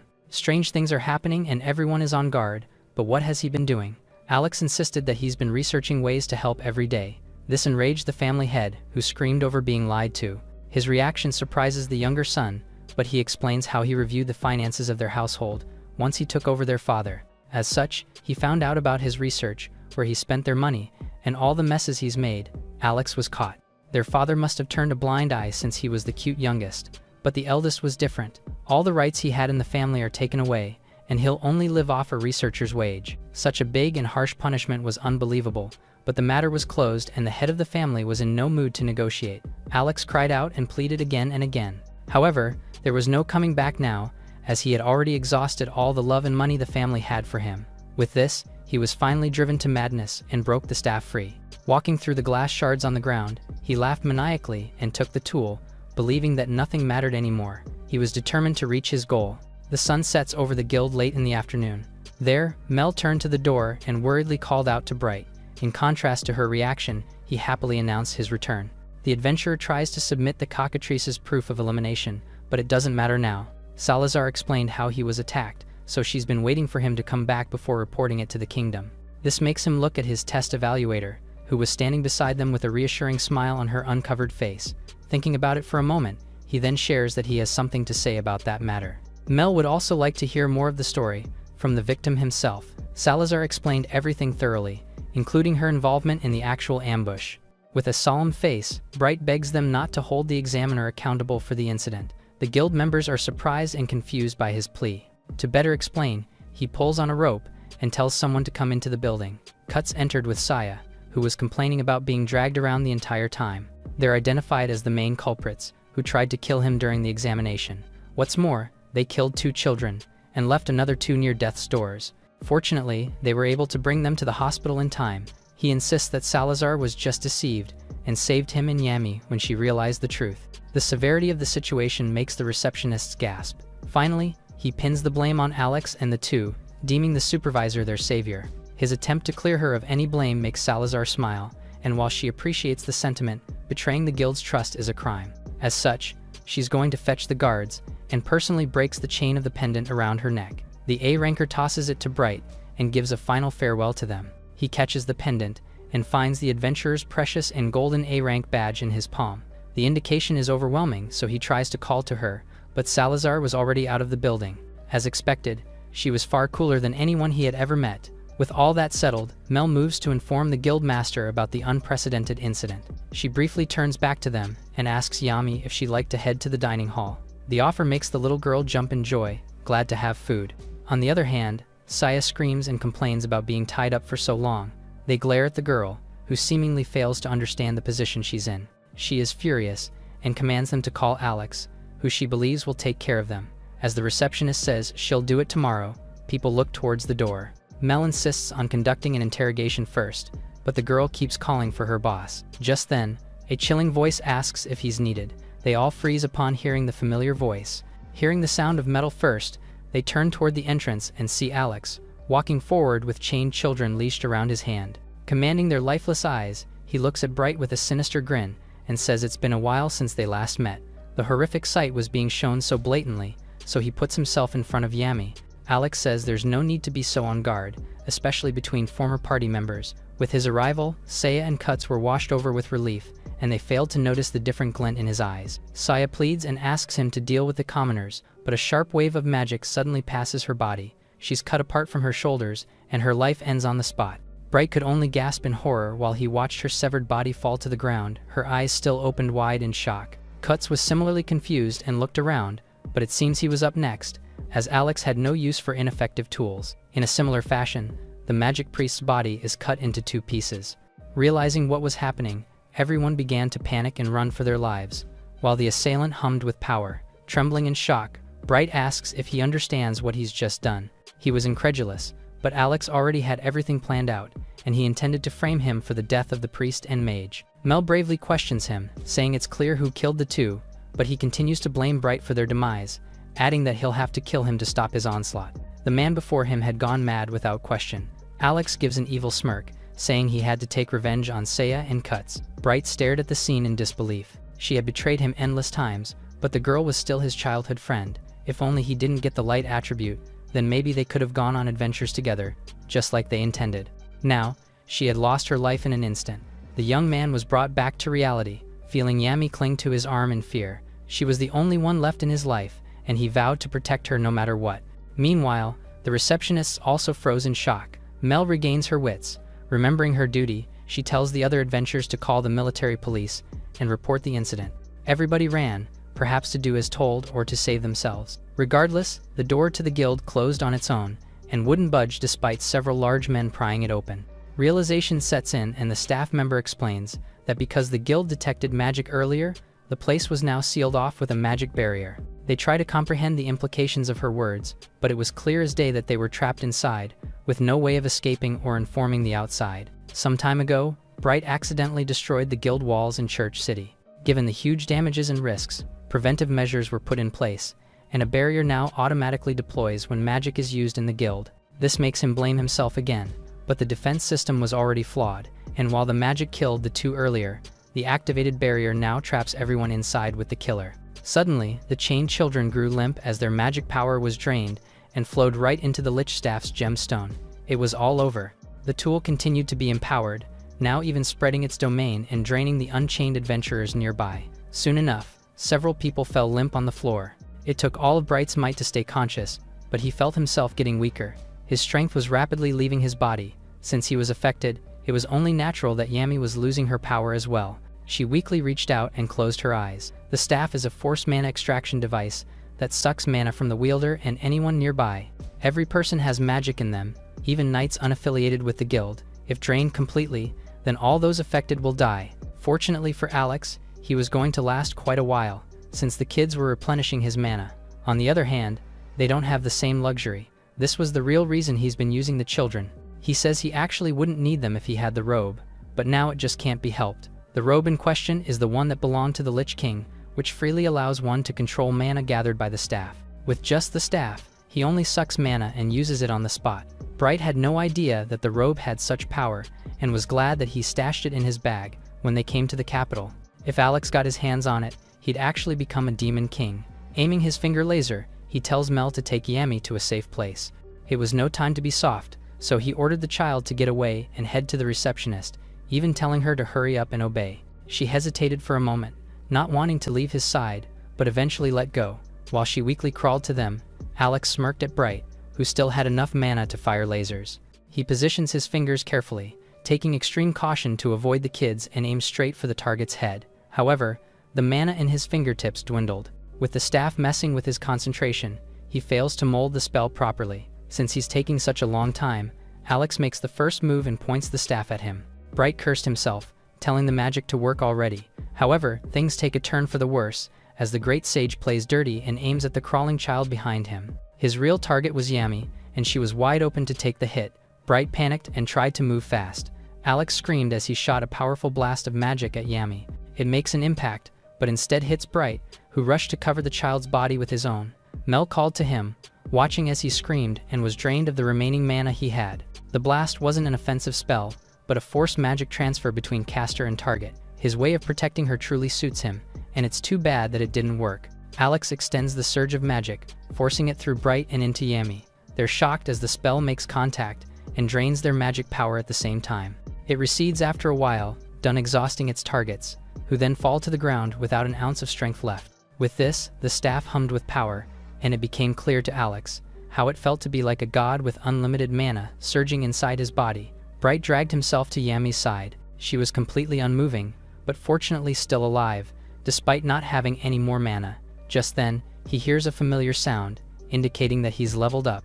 It felt like the end of the road, but power suddenly began filling his veins. Meanwhile, Alex was preoccupied with himself and wondered what would happen if he cast a spell with this much mana. To find out, he shoots a thunderbolt spell at his target. However, Bright suddenly disappeared from his sights. In the blink of an eye, the light mage was right above the great sage, holding his cutlass high. He swings with a loud war cry, but Alex lifts the empowered staff and manages to block the saber. With the perpetrator busy defending, he tells Mel to get everyone somewhere even a little bit safer. The sage cackled, enjoying the battle, and shoots another thunderbolt spell at his enemy. The purple blast shakes the room, and while Bright dodged in time, it was clear that one hit might decide the battle. It's likely that the staff is doing all the work, but if he's actively casting spells, then his plan might work. Mel does everything she can to gather the people behind the counter. To their surprise, their breathing and movements suddenly started to get better. It's just as Bright thought. When Alex uses the staff to attack, its mana-draining ability weakens substantially. If people can escape while he's the one being attacked, then there's still a shot at victory. After a short game of tag, Mel finally calls to the light mage, reporting that everyone was at safe distance. In other words, he's allowed to let loose and fire the laser. Alex unleashes an even more powerful attack, one that's enough to kill his opponent. However, it completely misses, and even allows Bright to sneak up to him with his laser at the ready. Despite being wide open for the hit, the sage still hadn't lost the smile on his face. In fact, it was even more sinister. The pressure was gone from the light mage's body, but an ominous feeling soon replaced it, and it's as if someone was gripping his heart. However, he couldn't take his eyes off Alex, even just for a second. His instincts blared, commanding his body to turn around. Following them, Bright let his target go and backed away. A dark concentration of magic was overflowing, spreading throughout the guild building and seeping into everyone's hearts. He couldn't understand what was happening at first, but he eventually recognized the familiar mana. The onlookers are stunned by how the situation unfolds. Bright demands to know what Alex has done to Yami. The great sage scoffs, saying that Bright wouldn't understand even if he explained it. After all, he's just a trash mage. Still, out of pity, Alex elaborates. Casting magic increases one's level, and mana transfer counts as a form of magic. Yami keeps casting magic, using herself as his mana reservoir. Bright knows that even the most trivial spell, when cast repeatedly, can raise a mage's level. Bright remembers the times he keeps using low-level spells to grind levels. He joins strong parties as support to earn basic points and maxes out light, and Yami does the same. She fights high-level enemies with Bright, and during those battles, she casts her own magic. All this time, she has been transferring mana to him from her frail and tiny body to the point of shocking others, and she maxes out dark. Alex says that by being favored by the staff, she forcibly transfers a massive amount of mana, and her attribute evolves from dark to abyss. According to old texts, humans lose something when they undergo attribute evolution. What exactly that is depends on the person. Apparently, in Yami's case, it might be her mana limiter. She has so much power that she can't maintain a human form, and literally becomes darkness. Bright calls him a liar since he has evolved into a photon and hasn't lost anything. He then asks Alex what he has lost, but the sage doesn't have an idea either and just assumes that they all lose something. The sage also adds that attribute evolution gives a mage a choice and they are free to pick it themselves. Bright insists that Yami can't even open her own status screen, and it means she can't evolve completely. The sage then reveals that there is a golden evolution screen he can manipulate. Since she is his slave, all the rights to her belong to Alex, and only he can view and modify her status.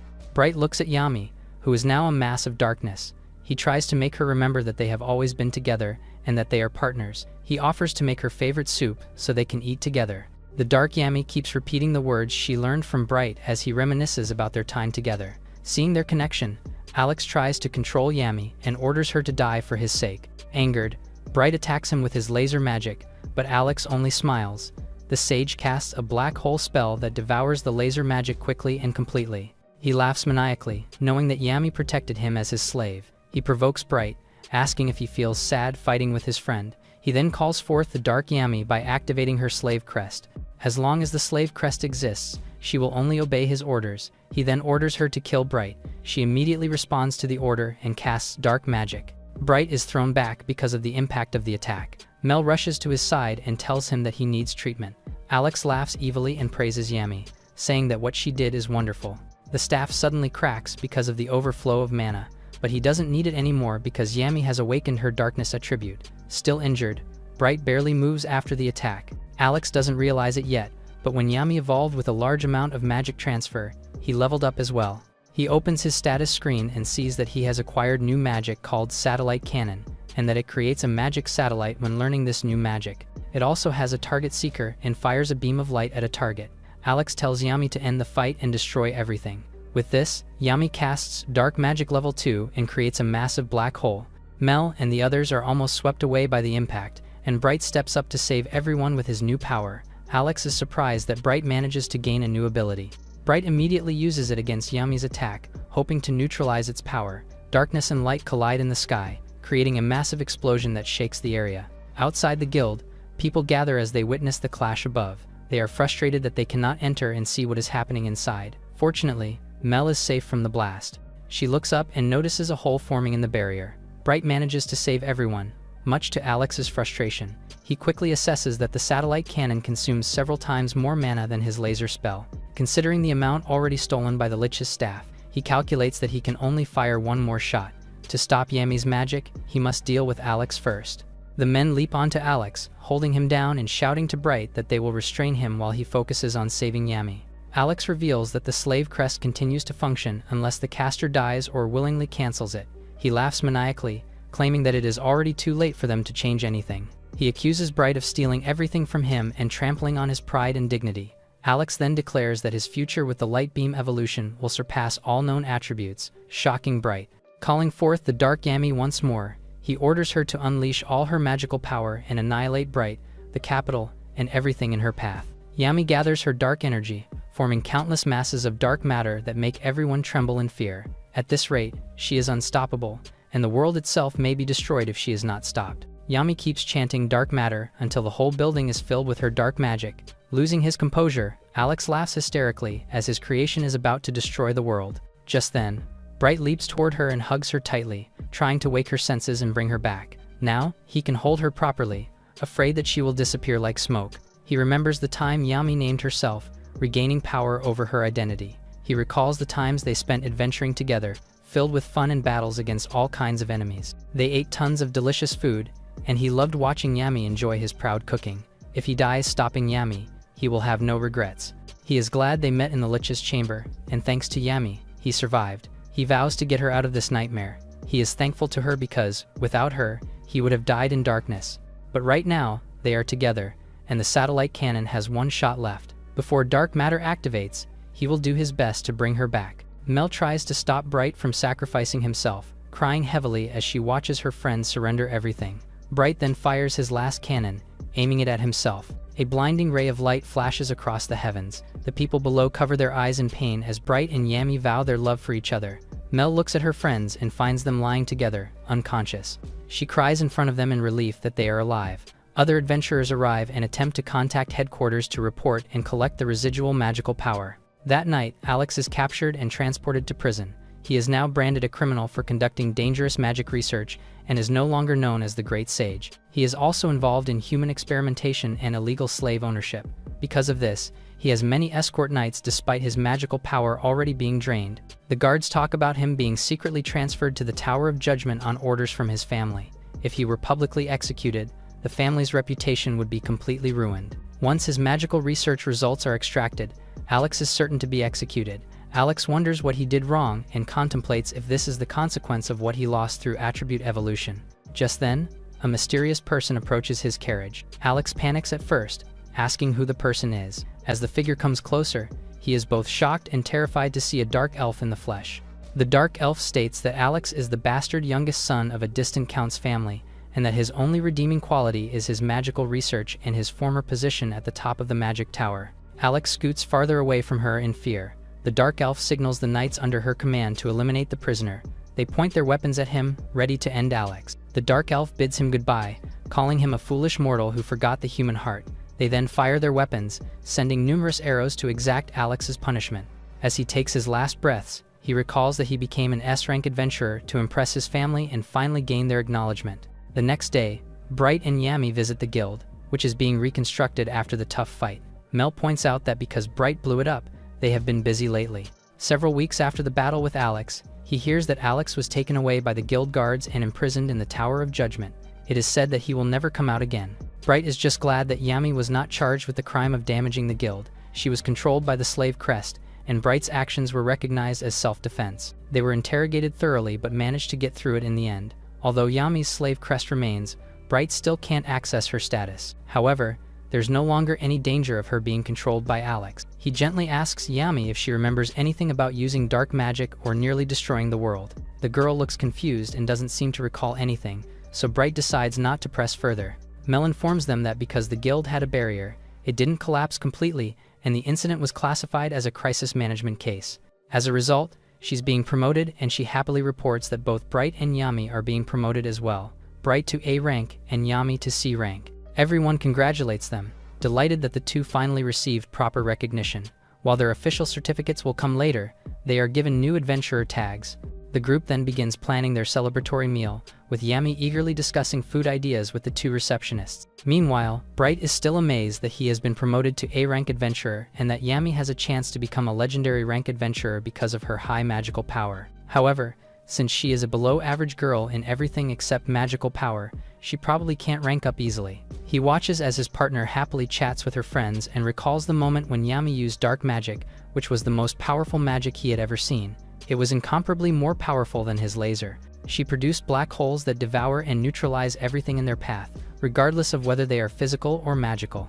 The satellite cannon that he fired might have been absorbed too, while she was only using level 2 dark magic. This fact alone makes her absolutely terrifying. He is just glad that it was Alex who acquired that powerful dark power because it might have been disastrous for the world. It was lucky that Yami was the one who manifested it. He also realizes that even if one maxes out an attribute, they don't necessarily undergo attribute evolution. He then wonders what exactly attribute evolution is.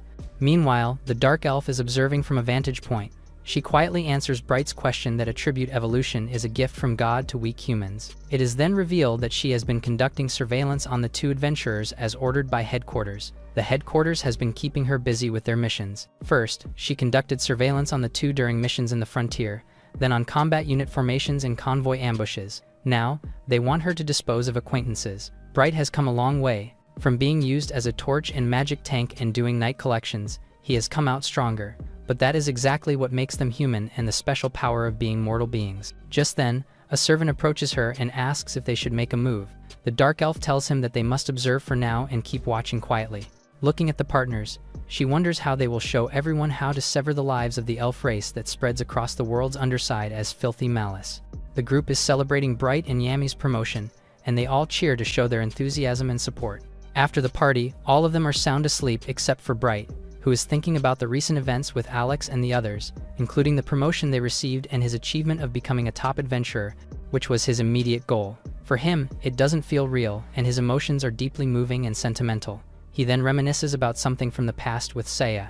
He wasn't able to protect and take care of it, but with Yami, he wants to start again and forget about the past.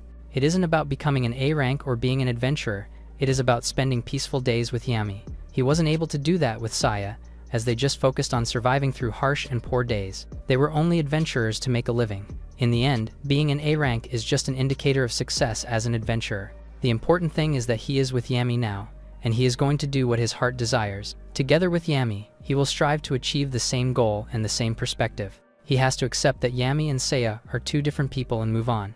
Thinking deeply, he wonders if Yami even wants to become an adventurer or an A rank one. He realizes he hasn't asked Yami what her wish is and if she wants to be free. With this, he finds his next purpose and promises to fulfill Yami's wishes. Meanwhile, in her residence, the Dark Elf continues her surveillance.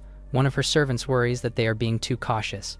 She reminds him that their mission isn't just elimination but to test the frail mortals and make them remember their place. The servants want to put their plans into action and attack while the others are celebrating. However, the Dark Elf disagrees and tells them not to underestimate Bright and Yami. She reminds them to always practice restraint and avoid any harsh killings on the street so that their appearance and identity won't be compromised. They must remember that their priority is to ensure they are not discovered while surveilling those who underwent attribute evolution. This is why they need to bury those people quietly in the depths of history. The servants agree and apologize for their lack of understanding.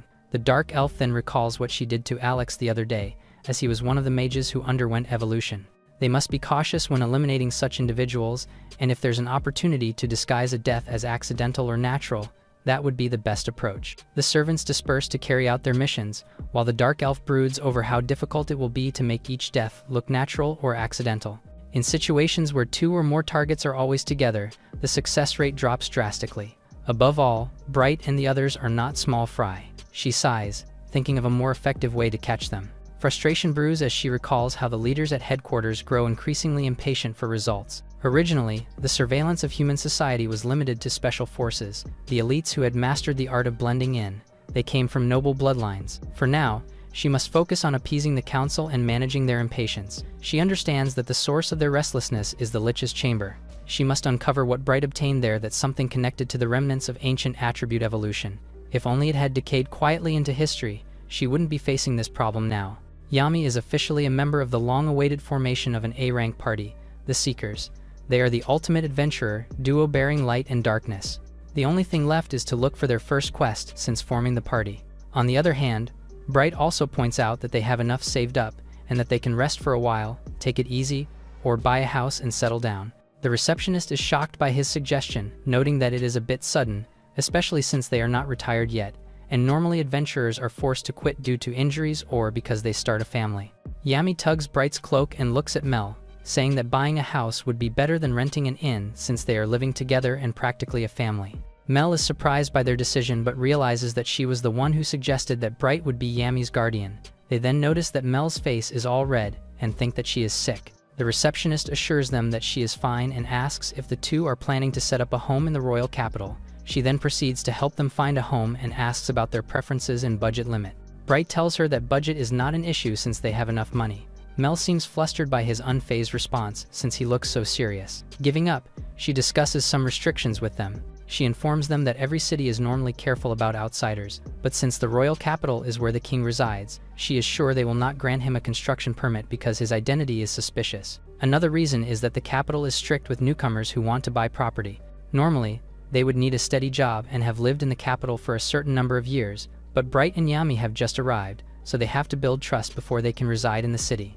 With this, Bright considers just going back to the church city, but Mel reminds him that he made quite a scene there, so he cannot easily go back. He decides to go with the special exception of getting a recommendation from a noble from the royal capital, someone from the military service or a knight with a title, or someone who received honors or made great contributions, or someone famous. Bright thinks deeply about who can make recommendations for them, but he is having a problem. Mel then suddenly remembers that he can ask someone important to write him a letter of introduction. However, Gerda chimes in and disagrees with this. She mentions that Bright is already famous in noble society because of Alex, who is also a well-known noble. His family background and personal record are kind of a wild card. Alex rose to the top not through family power but personal merit. He climbed all the way to the top and possessed the attributeless attribute, which was considered useless. He surpassed that and achieved elemental evolution to all attributes, which means using literally every type of magic, including light ray magic and dark matter magic. Those types of magic are not easy to use and can consume a lot of mana.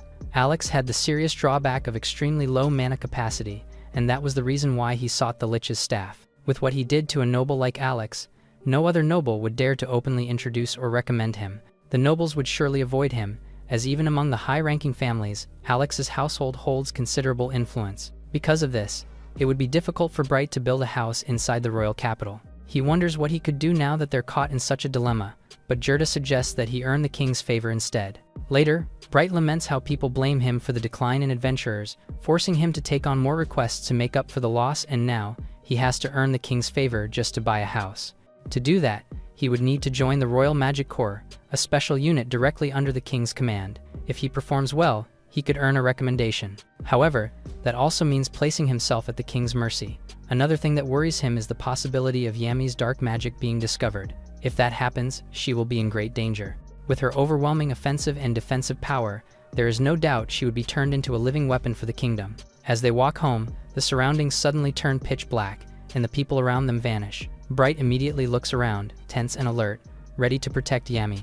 He senses a powerful mage manipulating the area and realizes that the darkness enveloping them is not just dark magic, it's also light magic. Level 7, Optical Camouflage, cast simultaneously. Normally, except for those with the attribute less, or all attributes evolution, a person should only be able to wield one type of magic. There shouldn't be a single mage capable of handling such high-level magic alone. With that realization, he tells Yami to stay close. Bright senses that there are many enemies surrounding them. However, he can't understand why a group of mages would be using attributes considered useless, like dark and light. He suspects that the Mage Tower might have sent them as punishment for the trouble they caused earlier, or that the Royal Magic Corps is after Yami. One of the pursuers suddenly attacks, but Bright narrowly dodges. The attackers seem impressed by his agility, especially since he's just an adventurer. A chill runs down Bright's spine when he notices that all of them are wearing black cloaks. He has no idea who they are, which makes the situation even more dangerous. They're not magic armored troops, nor do they look like members of the Royal Magic Corps. He guesses that they might not even be mages at all, which makes things even trickier. Bright tells Yami to run, shielding her from what he suspects could be Alex's private soldiers. He insists that she escape into the streets while he holds them off. The pursuers are closing in fast, surrounding them like in a planned ambush. He grabs Yami's hand, searching desperately for another way out as their path is blocked. It's clear that their attackers aren't just petty thugs, they move like trained assassins. Bright can't understand why they're being targeted. He wonders if it's just a mistake. The pursuers corner them and raise their weapons, eager to finish the mission quickly so they can return and report to their leader that their worries were unnecessary. Bright tries to dodge the incoming strike but is thrown backward by the impact. Seeing Yami's worried expression, he quickly assures her that he's fine. The pursuers are surprised that he managed to block their attack and notice a strip of metal wrapped around his hand. Because of how dangerous things have been lately, Bright has made a habit of carrying hidden weapons beneath his clothes. He demands to know who they are, saying that if this is just a mugging, they're clearly overdoing it. He tells Yami to run again, but they soon find themselves trapped in a dead end. Another pursuer lunges forward, and Bright does his best to fight while keeping Yami safe. The man taunts him, saying that he's got good moves for a mage. Bright can tell the man is enjoying himself. His smile hides a vicious intent. More pursuers arrive, making the situation even worse. Bright can't use large-scale magic in such a confined space, and it's obvious he's at a disadvantage. Still, he refuses to give up because he has to protect Yami. The girl cries out in fear and frustration. Seeing no other choice, Bright channels his light magic, which the pursuers mockingly underestimate. He casts level 8 lightning chain, light link, binding them with golden chains of light, then follows it with level 4 lightning burst, light explosion. The pursuers attempt to counter with dark magic, but Bright's combination of spells corners them. However, the attacks seem to lack real power until he realizes that Yami infused the spells with her own massive energy, causing the enemies to collapse. Bright praises his partner for a job well done. The pursuers recover shortly after, admitting that they underestimated them. Realizing the two might be dangerous, they decide to retreat. But Yami refuses to let them escape. She catches one of them trying to flee. The man underestimates her strength, but Yami has changed. She's learned to fight and stay prepared. She notices that their enemy's dark magic is running low and warns Bright. The pursuers, desperate, cast another spell, this time the same light magic Bright used earlier. A blinding flash fills the area, forcing Bright to shut his eyes. Even though he can't see, he keeps fighting, guided by instinct. Yami holds on to him, and he realizes something terrifying. Their pursuers can use both light and dark magic simultaneously. That means they're not ordinary mages, they're incredibly skilled and dangerous. Then it hits him. One of the pursuers earlier spoke with clear disdain for humans. Bright's eyes widen as he pieces it together. They're not fighting humans at all. Their enemies are elves. Turns out that the dark elf boss is with them and doing surveillance. She admonishes them for giving away their identities and reminds them that the two are no ordinary adventurers, especially Light, since he is experienced and educated, and he has both knowledge and insight. She is sure that he must have realized that humans call them useless attributes, but there is only one race that can master multiple attributes at a high level, and that is the elves. Humans think that both dark and light are useless attributes, so no one bothers to train them. No one knows or considers that the two attributes are best for stealth, since humans are far more simple-minded. She then asks her follower how he would take responsibility for his failure. The man stutters, clearly afraid of her. They immediately apologize and bow down before her. Not satisfied with this, she comments that everyone can apologize and that their enemy is a real elemental evolver, so they have to be cautious. She reminds them that the two mages are not to be underestimated just because they are lesser species. If anything, they are like demons threatening the elves' absolute superiority. She then emphasizes that they should not move until she gives them the signal. Not wanting to further anger her, the followers quickly agree with what she said. She sighs and tells them that they need to prepare, as what happened will be reported back to the Adventurers Guild. She instructs them to call their remaining members who are still in hiding. They need to strike quickly and finish everything in one blow. After the followers scatter, she contemplates doing the mission herself. However, the council will be furious if she acts beyond surveillance. The council worries that the noble bloodlines might be softened by mingling with human society and eventually side with them, which is why they are controlling her interactions with humans as well. She smirks, knowing that she has nailed what the elders are thinking. They are afraid of change and hold traditional beliefs. However, she finds humans interesting and believes they shine brighter because they are fleeting. She has been observing them for a while now, and elemental evolvers shine, especially Bright, and she can't help but be drawn to them. That night, she rides her magical beast and thinks about Bright, noting that she has seen hundreds of evolvers over the years but has never once seen the light attribute evolve until now. She feels excitement and thrill. She hopes that he shows her the true essence of light ray magic. Meanwhile, Bright is explaining to the receptionists that he had an encounter with a dark elf. However, the receptionists don't seem to believe him at all, since elves are so rare that they are almost a myth or legend. They are also known for having zero interaction with human society and for having shut themselves off from it. In some rare cases, they even pose as merchants or priests.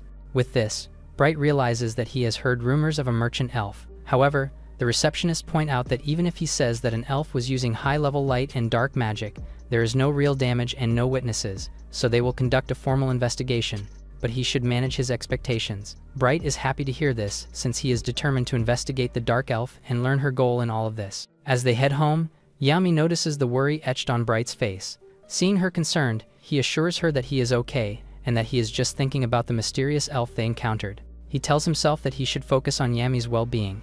If the church city is involved, he might get a clue about the elf's real name and age. Mel suggests that Bright take an escort mission to Church City. She takes a look at her notes, disappointing Bright that there are none available. Gerda has the idea of him applying to be an apprentice in the church's paladin order so he can get a ride to Church City by carriage. Bright rejects this idea immediately, as it means commitment to the church. Mel can't think of anything else, so she shows Bright on her book that there is a wood transport for shipbuilding, lumber, and explains that the wood merchants use the waterways running out of the capital to move resources on special routes. Bright remembers that he saw an example of this in the past when he saw lumber being floated down along the river near Church City. His worry is that the rafts usually only carry bundles of timber and are unmanned. A time later, Bright and Yami are already on the unmanned boat and are fishing while they cruise along the Great River.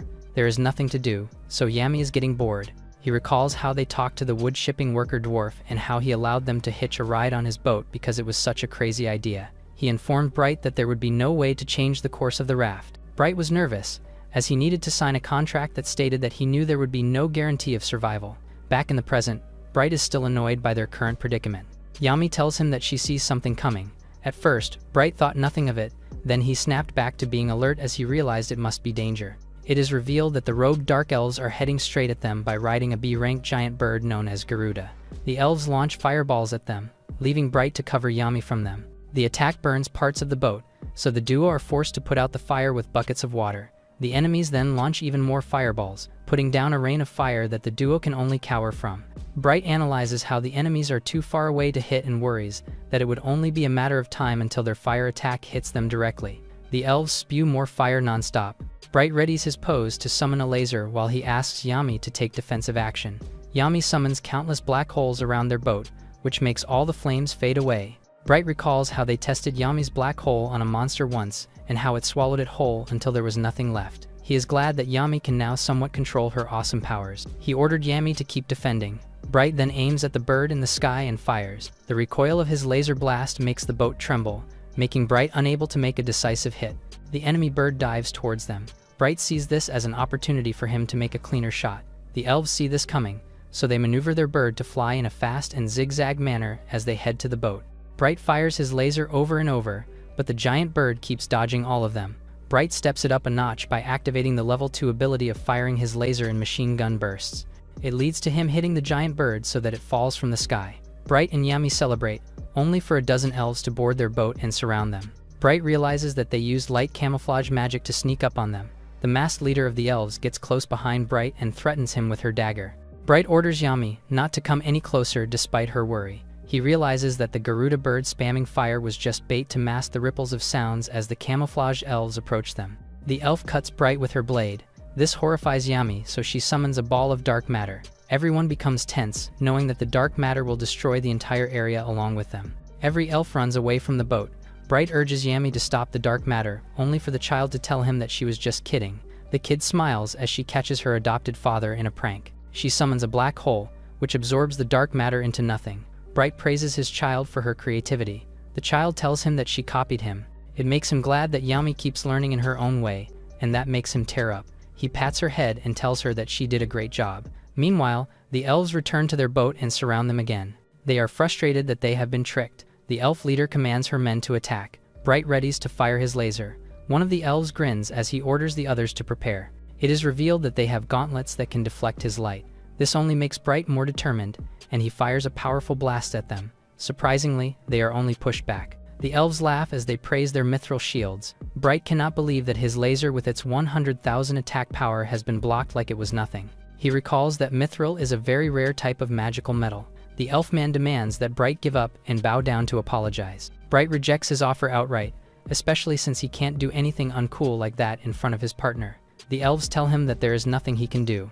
Bright counters that they are underestimating his power. Bright fires again, so the elf men go into defensive formation. Bright light energy engulf the boat. The elf men come out of the attack with dismembered limbs and confusion. Bright reviews all his abilities and reveals that he now has the level 4 plasma ability, which is an ability that fires light beams that pass through obstacles or burn opponents from the inside. The elf men are in a panic as they don't know how to defend against this. Bright fires again, defeating even more elves. The elf leader's second in command begs for their leader's help, as she is still unharmed. The leader kicks him off the boat instead. She orders him and the other elves to retreat immediately. The leader stays behind on the boat as her men retreat. Bright calls her the shop clerk and asks if she finally wants to calm down and talk things through. The elf lady is impressed that he noticed. She apologizes for all the attacks, as it was her intention to settle things peacefully. Bright thinks she is lying and asks if they targeted them since they came to her shop. The leader admits that it was the day that Bright became the highest priority surveillance target by the elves. Bright asks what their goal is. She tells him that it was because he temporarily teamed up with Alex to defeat the Lynch King. This confuses Bright since he cannot see how Alex has anything to do with this. The elf can tell that the man has no clue, so she stops talking and pulls out a blade instead. Bright asks her to put down her weapon so that they can settle things calmly, but she keeps walking towards him. Just as Bright is about to fire his plasma beam, the elf lady removes her cloak and throws it at him to cover up his aim. He fires, but the elf evades and manages to kick him at his side. Just as he hits the ground, the elf points her knife at him. Bright smiles as he says it's not over yet. He shows that they're surrounded by miniature black holes. The elf looks at Yami and sees that she is concentrating to keep a defensive energy around her. Bright warns her that touching even one of the black holes will make part of her body vanish. The elf is impressed at the high level of dark magic but reminds Bright that he is also at risk of touching the black holes. Bright agrees that he is unable to move but that he can still fire a laser at her at point-blank range. Suddenly, the elf lady jumps high, leaping above even the black holes. While in the air, she readies blades to throw at Yami. Bright orders Yami to cancel the miniature black holes, so she does so. As the elf throws her blade, Bright uses his body to protect his partner. Meanwhile, the elf lands on one of the stacks of logs. Bright then realizes nothing hits him and sees that the elf is already disconnected from their boat. She says she will withdraw for now. Bright demands to know from her why they are hunting them. She only answers that he needs to figure it out for himself. He demands she say more, but she is already jumping across the series of logs to leave. As the ship of logs travels along the river, Bright thinks about why the elves can use high-level multiple attributes yet have never been shown to be using any attribute evolution magic like his light beam or dark magic. He also noticed how they knew many things about light beam magic and had countermeasures against it, yet they had little knowledge about dark magic. He recalls how they used level 9 dark magic before, and it should be even more powerful considering they are immortals who should have maxed out levels more than humans. It does not make sense to him that they are not using evolution magic with all their knowledge. It also bothers him that they insult humans by calling them short-lived species, yet they have never been found to harm ordinary people. It seems to him that they are only targeting those who have reached attribute evolution and are even carefully monitoring them. It hits him that this means they must be unable to undergo attribute evolution and are hunting those who can because they are a threat to their existence. He refocuses on trying to understand what Alex and the Lich King have to do with this. He realizes that he never knew how Alex knew about the Lich King and its staff in the first place, when it was a super difficult dungeon that no one had ever cleared. He remembers Alex telling him that he had read about it in an ancient text at the Magic Tower. He then realizes that he has something similar in his bag. He pulls out the grimoire he got as a drop item when he defeated the Lich King. He reviews all he knows and deduces that the shopkeeper and the elves were monitoring the Lich King's chamber. He recalls how the dungeon inhabitants were the undead, and that they corrode magic tools and feed on magic power. It dawns on him that it is the type of dungeon even the magically gifted elves cannot clear. He believes that the book he has in his hands now is the reward of the dungeon the elves were always after. He wonders if he tries to decipher the language in the book. Later on, Bright and Yami arrive at Church City. The guards of the gate recognize Bright and are glad to see him again. Bright asks if A-rank adventurers are exempt from the toll. They tell him he is right, so Bright shows them his A-rank golden badge, which shocks them. The father and daughter duo are glad that they saved on the toll. Bright is extra glad since they got scolded because of the boat incident, and he had to pay compensation for all the damaged logs. Now that they are here, Bright is nostalgic, as everything has stayed the same since he left. He wonders where he should search for information now that it is revealed that the shopkeeper was the one hunting them all along. He and Yami head to the church, the centerpiece of the city, to find their answers instead. He hates that he needs to go to the church, but finds that they need to go to an organization equal in knowledge to the Magic Tower to decipher the Lich King's grimoire. They head to the church gate, where an armored church paladin points his spear at them, while asking if they have an appointment. Bright answers that they only came on impulse. The armored paladin tells them that they are not allowed to enter the gate if they are not church personnel. Bright wonders if the church would even accept a request to decipher an ancient text. The paladin then realizes that Bright is a church orphan graduate who is now an adventurer, and accuses him of returning to the church to whine about the upbringing cost he owes them. The man warns Bright to just accept the cruelty of the world, since they have already beaten up other orphan graduates who came to the church before. He warns Bright to leave now if he does not want anything to happen to him.